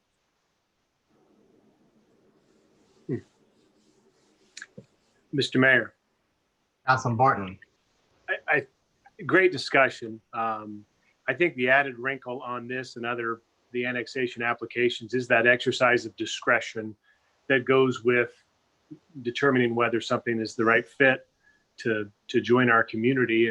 And amongst the concerns, which I agree with fellow council members, it sounded like, and it made sense to me, that there's some additional detail that's desired to make that determination. At least I heard a little bit about that, and I tend to agree with that on some of the specificity, even if it's not required by code. But if it's helpful for council members to see the complete picture in order to make that discretionary decision, then I think that's a wise path to go down. And also using what Councilman Hoagland brought up about any area that we do have concern, the sooner we can provide pivots of clarity to our development community. If any of our standards need to be raised on a particular issue or adjusted or clarified, by all means, let's do it quick. Because he's spot on that we have to provide that direction clearly and early, in fairness to anybody who brings an application to our community. So I did hear those comments of concern with regards to the parking plan and perhaps the amenity. A couple of examples that there's a desire for some missing specificity that would assist, and in that regard, I agree. So just to throw my 2 cents on is, I have heard this council and even the previous council speak about the minimum concern of open space, which is why we're undertaking that open space conversation right now. To Councilman Borton's point, I do think that has been clearly articulated out to the development community, that why there is a minimum, there is a viewpoint that the minimum may not be good enough from that standpoint. So I think that's been out there, but it is current code from that standpoint. I guess the question for council, if this is just more information, would two weeks to give the applicant, if they would like that, time to gather information back? Or are there any fundamental flaws with the overall development that you would like to see addressed further? Mr. Mayor? Yes, Joe. Before we go down that, I just wanted to comment really quick, members of the council. The street sections in this are all 33 feet wide, which would allow parking on both sides of the street. So, minus each lot is no less than 50 feet wide as well, which is more than the minimum in the R8 zoning district. There's at least parking for 2 in front of each home on the street. So that's part of the reason why I did not request a parking plan, because usually when we have 33 feet wide parking or street sections, we do not push for that, just because it's assumed that there will be enough. I do hear council members' comments about the common drives. Agreed, those do get a little tighter, and you're going to have issues there. But I just wanted to make a comment on those street sections there for you. Mr. Mayor.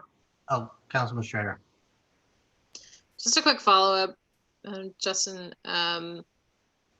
Would you be able to make a determination about the adequacy of the parking if you don't have any more detail? I guess my concern is the common lots. If I'm just eyeballing it, and I have a concern about them in general, but if I'm just looking here, it seems to me like the parking would be really tight, because I don't think those common lots are as wide as the street. If you could, if you have further comments or if you need more information. Councilwoman Strader, Mayor, members of the council. So those common drives are no parking zone per fire. They do not want people parking on them. They're only 25 feet wide from what I see on the plat. But each home will have its own parking pad as well as their garage minimum requirement based on their bedroom count.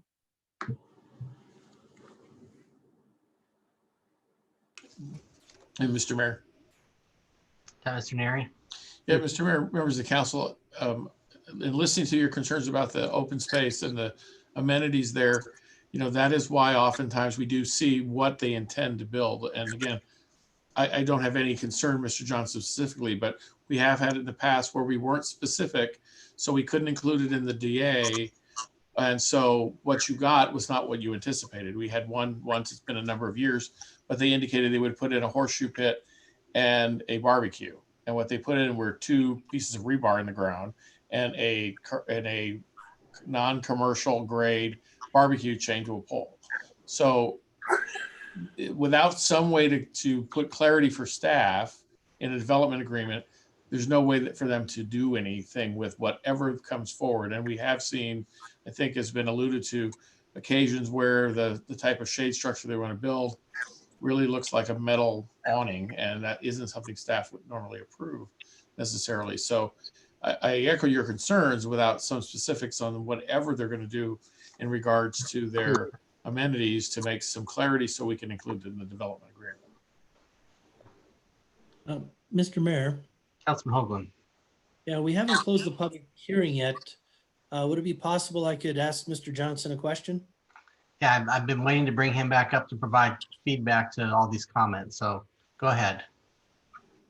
Mr. Johnson, I was just curious, now that you've heard our conversation, what are your thoughts to the subject matter and possibly taking another look at this a couple weeks from now to address our concerns? Councilman Hoagland and Mayor and Council, I appreciate all the concerns and comments. And again, apologize for my very white voice. I just can't get rid of it tonight.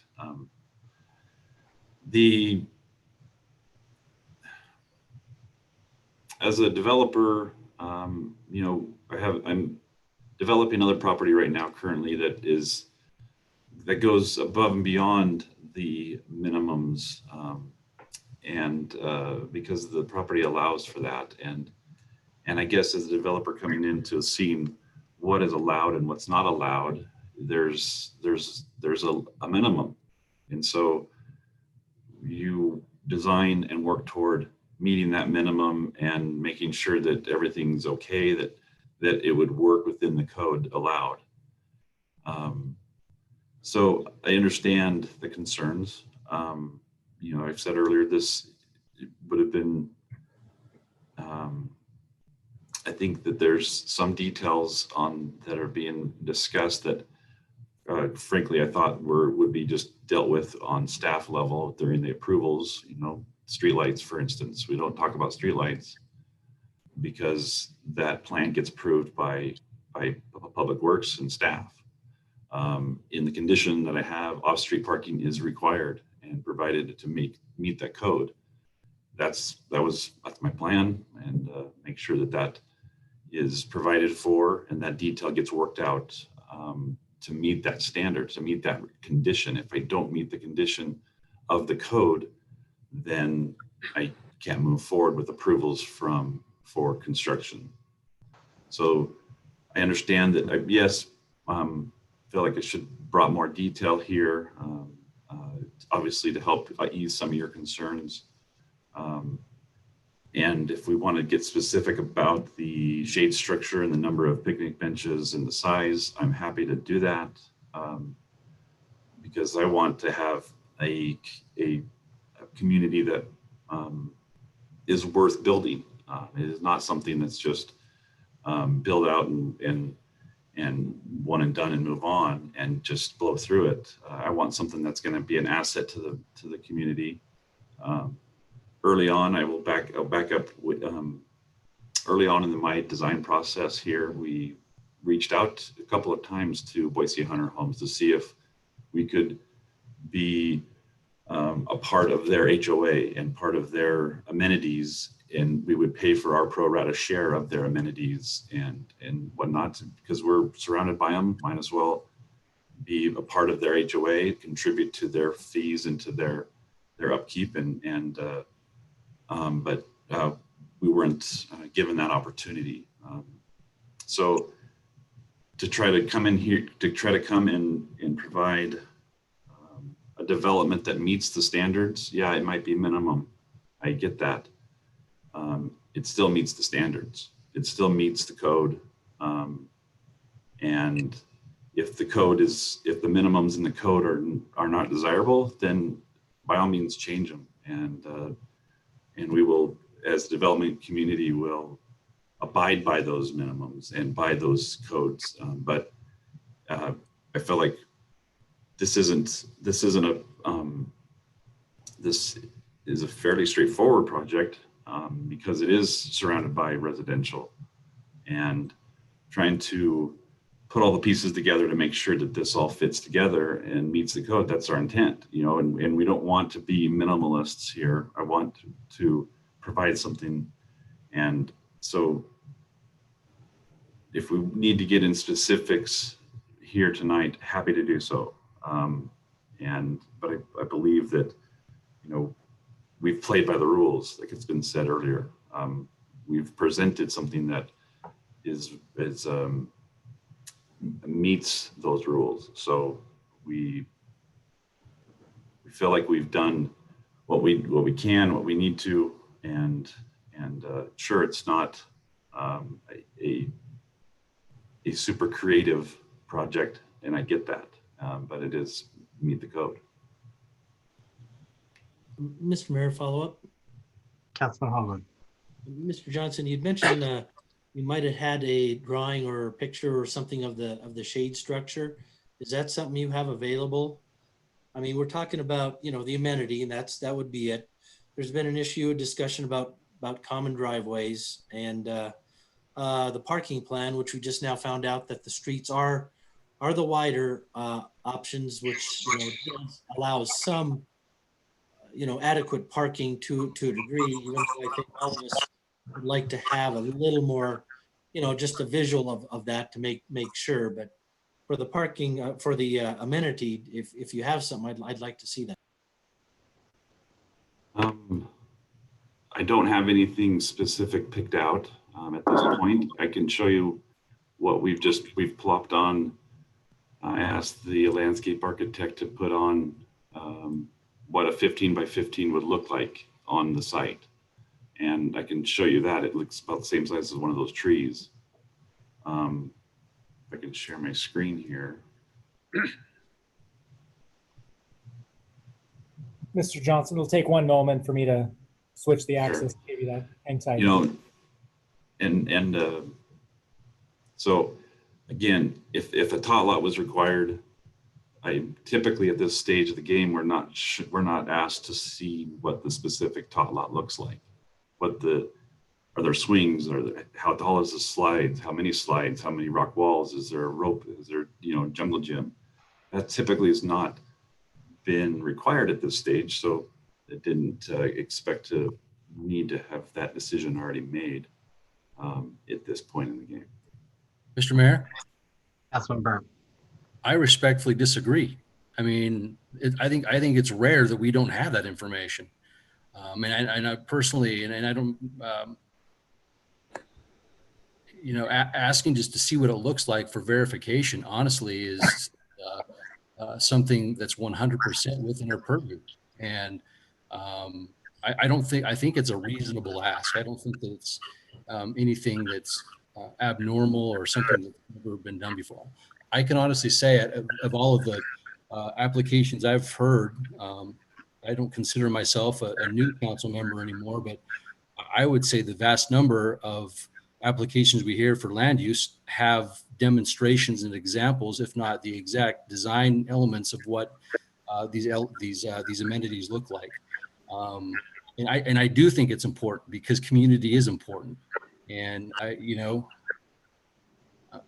so I don't mean to get my feathers ruffled too much here, but like I do feel like what we're asking is quite reasonable. So I'm going to go back to Mr. Johnson. Maybe the question would it continue for 2 weeks to allow you to bring back some of this additional information requested by council, be supported by yourself if a motion were made in that fashion? And to make sure I was unmuted. Mr. Mayor and council, absolutely. If this is something that council would like to see, absolutely willing to do that. whatever you would like to hear. I'm not great at math, but I did hear 3 council members seem to indicate a desire out of the 5. So council, would anyone be wanting to make a motion, or is there anything else that you would like the applicant to consider before going down that road? Mr. Mayor. Councilman Schrader. I do think it's helpful for a little bit of context just to respond to one of the comments. You know, I appreciate that we have our code and we have the UDC, but a part of the context of what we're going through as a community is we just revised our comprehensive plan and we just started our whole process of kicking off our UDC and our standards for open space specifically, as the mayor mentioned, are a big focus for us. So, you know, part of what we're trying to do is go about this in the right order, but we have really been taking a look at whether we have the bar high enough. I just speaking for me, I would really appreciate if you could come back to us with some more information to try to help us feel like, you know, this is really going to fit in well with the community, that the amenities are going to look great with where they're going, and that the parking will be adequate. And I think that would go a long way, particularly in an area where we already have concerns about the schools, et cetera.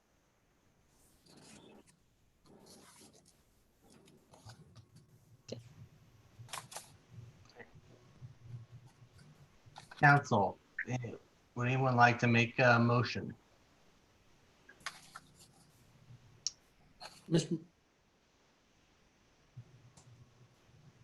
Councilman Hoagland? Yes, Mr. Mayor. I move that we continue the public hearing for McKay Farm subdivision H 2020-0030 to the date of, I don't have a calendar in front of me. What's 2 weeks? June 9th. Thank you, Chris. June 9th. Mr. Mayor. Councilman Burr. Chris, before we have a second on that motion, what does that date look like? I don't have the agendas in front of me right now. I'd have to look at my emails, but do you have those in front of you, Chris? I have them very close. 1 second.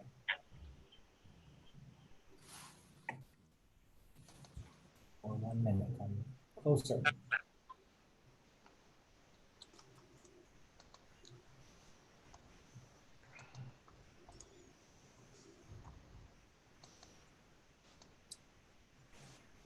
Mr. Mayor, Mr. Council President, you have 2 public hearings, Victory Commons and Cedar Brook subdivision.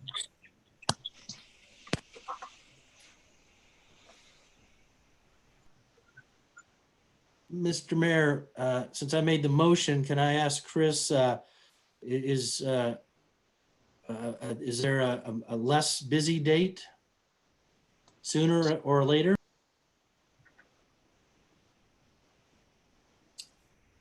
Mr. Mayor, Councilman Hoagland, the 2nd of June is less on land use public hearings, but there are 2 public hearings on ordinances that you have the first reading of tonight. And I do not have a draft beyond the 9th at this time. Mr. Mayor? Councilman Burr. I think the 9th will be fine. I don't project this to be relatively complex when we discuss it again. I think the 9th would be okay. As long as it gives the applicant enough time to gather the information and present it, that's, I think, the key. True. I'm still waiting for a second, or we'll have a second. Okay, I have a motion and a second. Is there any discussion on the motion? If not, clerk, call the roll. Thank you, Mr. Mayor. Borton, Aye. Kavanagh, Aye. Schrader, Aye. Hoagland, Aye. Burnt, Aye. All ayes. We'll move that to the 9th. Thank you, Mr. Johnson. Appreciate you being here tonight, and look forward to you coming back shortly. Thanks, Sam. Good to see you, man. Thank you. Council, it's 8:05. I typically try to do breaks. I'm going to turn to you all for the ordinance readings should go fairly quickly. That's item 10A. I don't know how long you'd like to go. Would you like to take a break for a few minutes, or do you want to push through? I'm getting one push through. Keep going. Keep going. Okay. With that, we'll move to ordinances. 9A, first reading of ordinance 20-1881, and turn this over to Adrian or Chris. Mr. Mayor, I'll go ahead and start with the first reading of ordinance 20-1881, an ordinance of the City Council of the City of Meridian approving the First Amendment to the Meridian Revitalization Urban Renewal Project Plan, which First Amendment seeks to de-annex certain parcels from the existing Meridian Revitalization Project area, which First Amendment amends a plan that includes a revenue allocation financing provision, authorizing the city clerk to transmit a copy of this ordinance and other required information to the county, affected taxing entities, and state officials, approving the summary of the ordinance and providing an effective date. Thank you. This is the first reading of this ordinance that will be on next week's agenda. Item 9B, it's the first reading of ordinance 20-1882. I'll turn this over to Adrian. Thank you, Mr. Mayor. This is the first reading of ordinance 20-1882, an ordinance of the City Council of the City of Meridian, approving the urban renewal plan for the Union District Urban Renewal Project, which plan includes revenue allocation financing provisions, authorizing the city clerk to transmit a copy of this ordinance and other required information to the county, affected taxing entities, and state officials, approving the summary of the ordinance and providing an effective date. Thank you, Adrian. This item will also be on next week's City Council agenda under second reading. Item 9C is ordinance number 20-1883, which is a little bit longer. Turn this over to Adrian. Thank you, Mr. Mayor. This is ordinance number 20-1883 and ordinance H 2019-0121 Bach Storage for annexation of a parcel of land situated in the southwest 1/4 of Section 4, Township 3 North, Range 1 East, Boise, Meridian, Ada County, Idaho, as described in Attachment A, and annexing certain lands and territory situated in Ada County, Idaho, and adjacent and contiguous to the corporate limits of the City of Meridian as requested by the City of Meridian, establishing and determining the land use zoning classification of 0.999 acres of land from RUT to CC, Community Business, Zoning District in the Meridian City Code, providing that copies of this ordinance shall be filed with the Ada County Assessor, the Ada County Recorder, and the Idaho State Tax Commission as required by law, and providing for a summary of the ordinance, and providing a waiver of the reading rules, and providing an effective date. Thank you. Council, you've heard this ordinance read by title. Is there anyone that would like it read in its entirety? Mr. Mayor.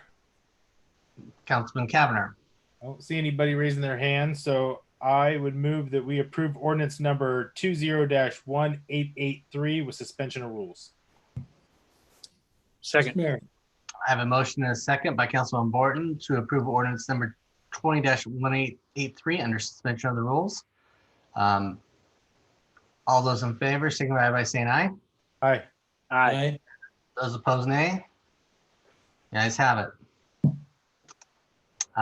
Item 10A, City Council discussion. I'm going to turn this over to Council President Byrne. Thank you, Mr. Mayor. Appreciate that. There's been some recent discussion in regard to a liaison role, a representative from the City of Meridian, whether that's a council member or whatever, that would be a liaison to the West Ada School District. I believe it came up either last week or the week before by Councilman Kavanagh, but I know that there's been other discussion as well by other council members. So I just wanted to bring up this topic and have an opportunity to discuss what this liaison role looks like and what the responsibilities would be.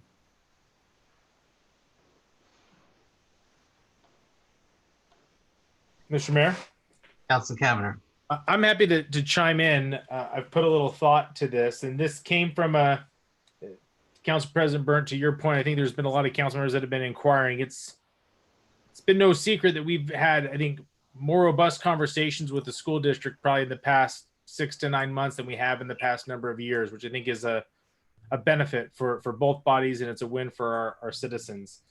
What kept coming up kind of time and time again is this loss of information, that our communication with the district is somewhat formal in nature. We request information, they may or may not provide it.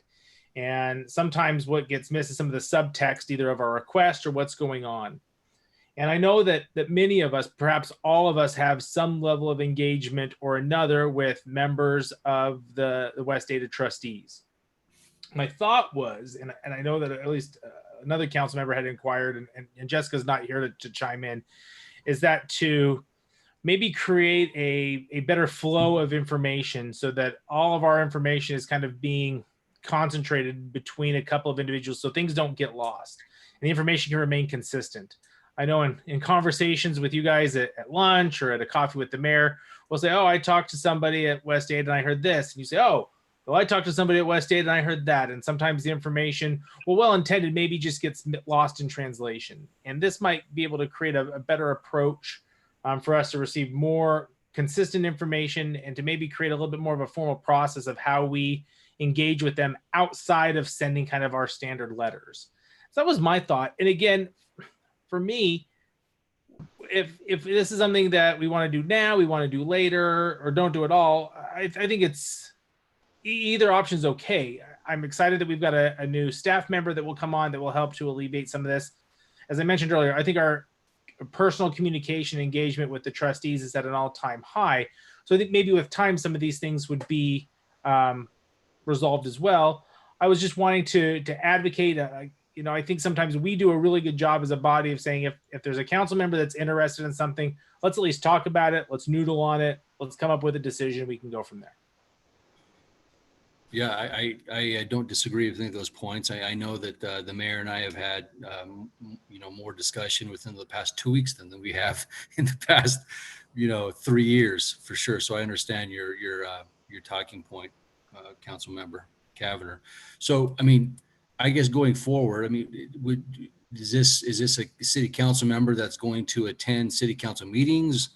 West Ada meetings? I know they meet the same night as us, so that might be a hair difficult. Is this something that may be scheduled, maybe once a month? Our liaison maybe with a representative from West Ada breaks bread and shares that information with us as a body.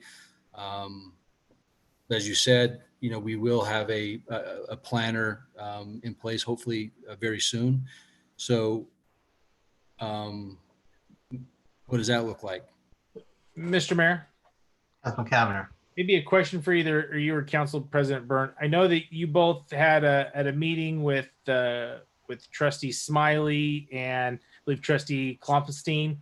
Did this topic come up amongst the four of you? And the reason why I ask is if this is something that the trustees don't have the capacity, and I would completely understand that. Again, we're all essentially volunteers, and many of us have regular schedules that maybe would prevent this from occurring.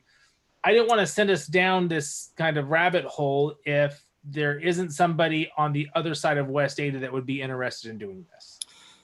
Great question. Or have the ability to do it, I should say. Right. Great question. So we did meet with the two trustees about a week and a half ago, 2 weeks, fairly recently. We have another meeting scheduled, I believe, for Friday or I know that there was some back and forth today. And to answer your question, yes, we did ask them what their level of interest was in regard to a liaison role from council, and they were open to it. They were going to go back and have that conversation amongst themselves and have it discussed further. Okay. Well, so this is the interesting part, because we were both on that same call and I heard something different from them. I heard one of their council members say exactly the opposite, that they don't feel like they have the time to invest in this, that this is not in their priority. And so I think that you're going to get a different answer from different people based upon what you want to do. And to this, now I'm just going to speak from my comments on that call, is I said, I don't know what council's vision is. And so I think that what you decide and what you want to do and how you're going to do it probably impacts the response that you're going to hear from them about their element. And I'm only speaking for one of them where they said, you guys actually get paid to do the work. They don't.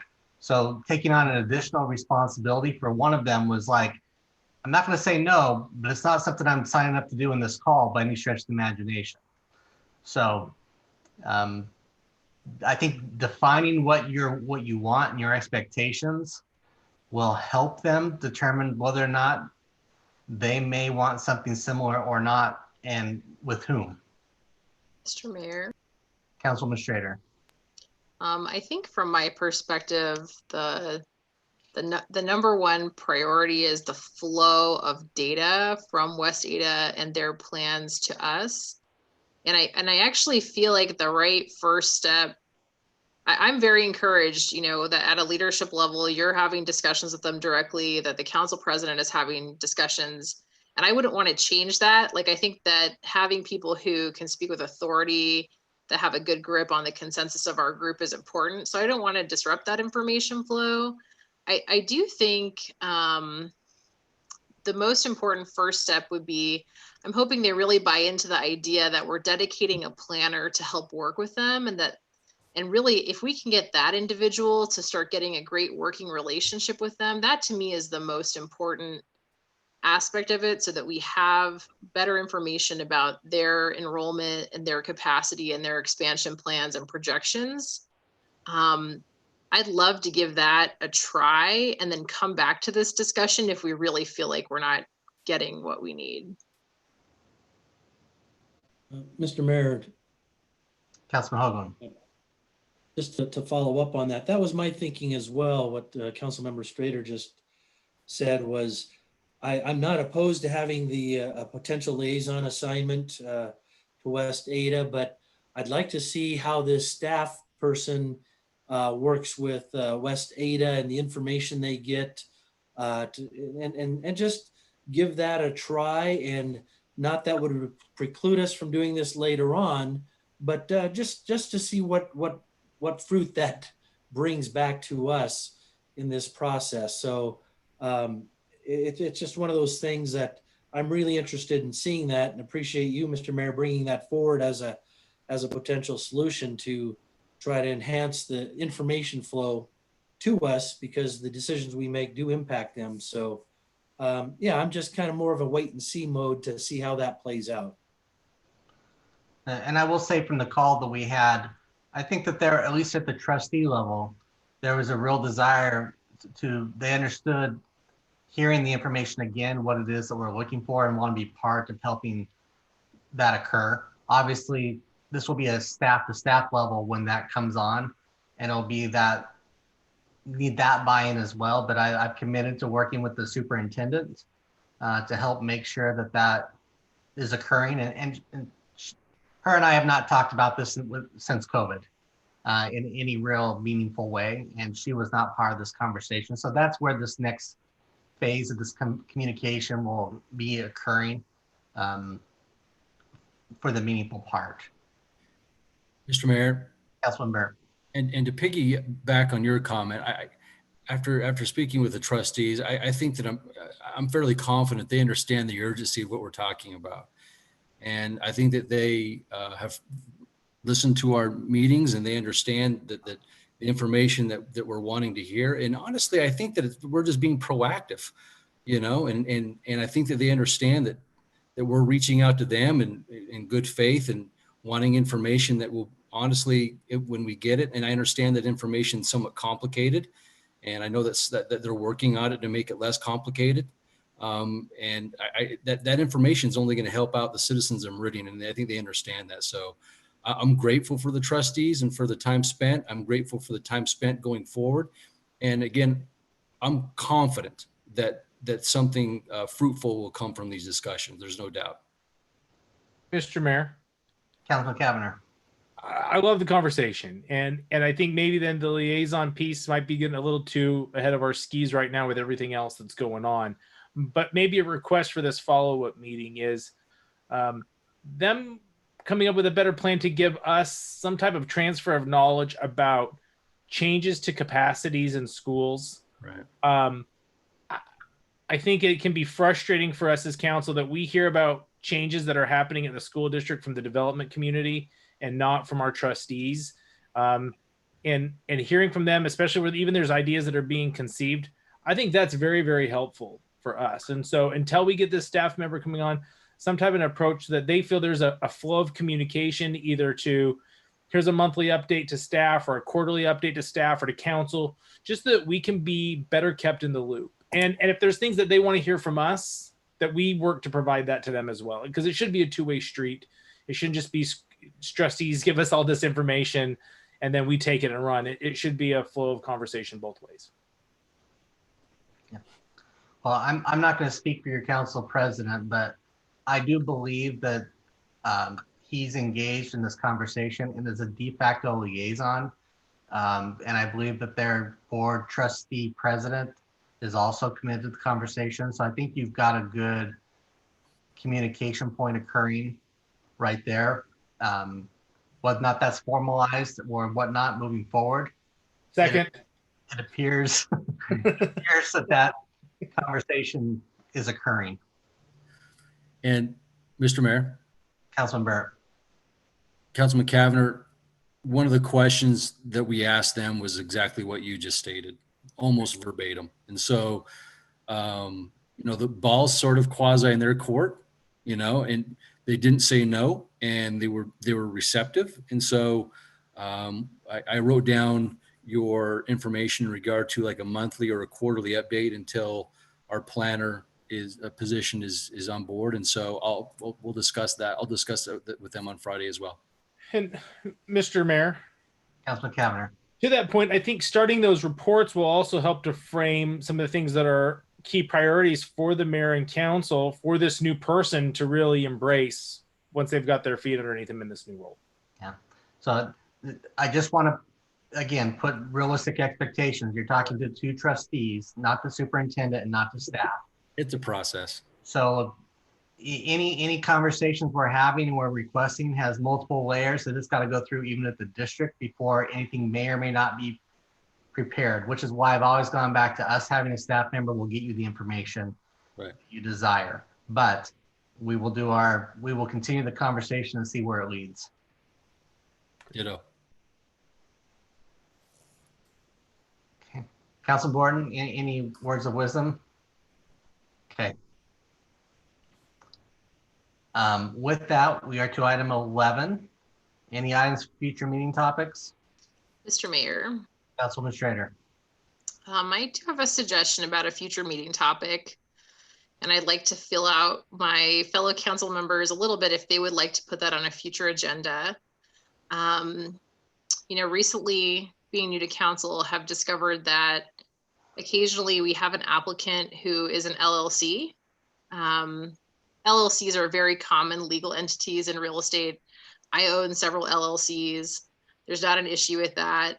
But I personally think it would be helpful to have at least some information about significant underlying beneficial owners of LLCs so that I could establish for myself if I have a conflict of interest. To me, just knowing that there is an LLC, especially a nondescript one, isn't enough information. And I just think, for the sake of being able to, kind of get that minimum information, that exploring that with the legal department to see if there's a way to get that information without violating fair housing laws would be of interest. And I wanted to check if my fellow council members would be interested in that, exploring that for a future meeting topic. Yeah. And when I spoke with the Councilwoman Schrader on this topic, the real question is how can you declare a conflict if you don't know who you're talking to?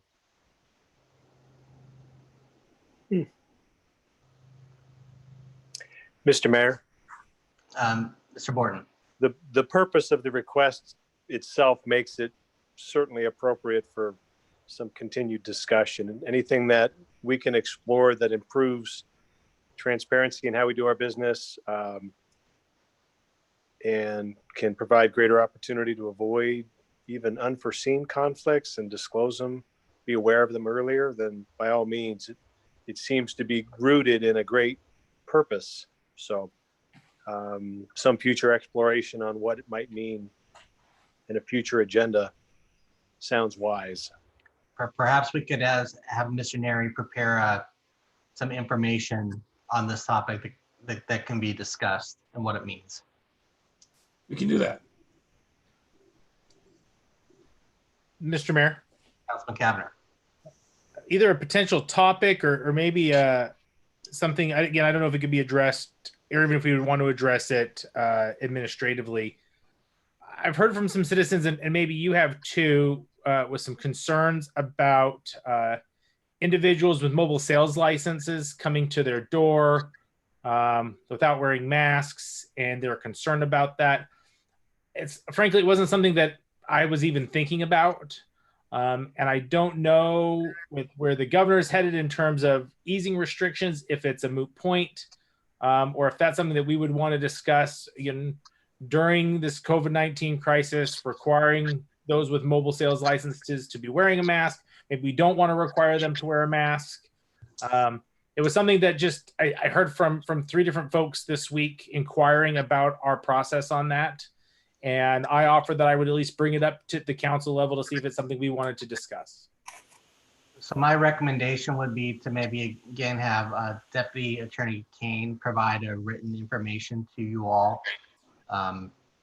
about what that would entail if you want to go down that road. Because to my knowledge, there's nothing like that is put out there by the governor, and so it'd have to be a local action.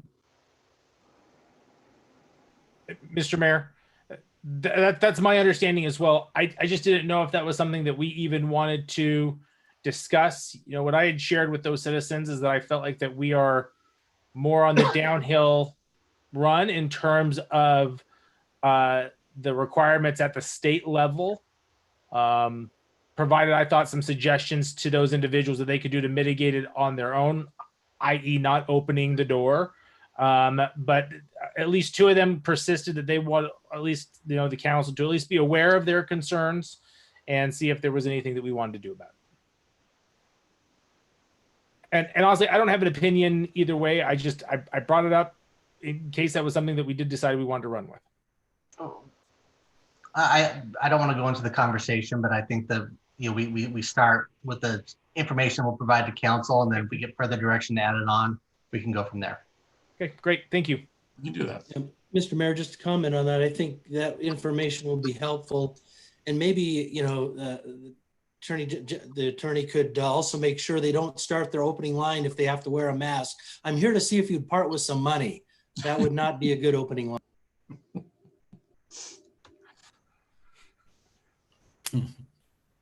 Council, anything else under future meeting topics?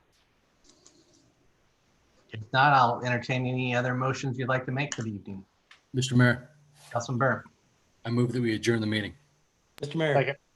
I have a motion and second to adjourn the meeting. Is there discussion on the motion? If not, all those in favor signify by saying aye. Aye. Aye. Aye. Those opposed, nay. The ayes have it. We are adjourned. Have a good evening, everyone. Night, night. Evening. Everybody.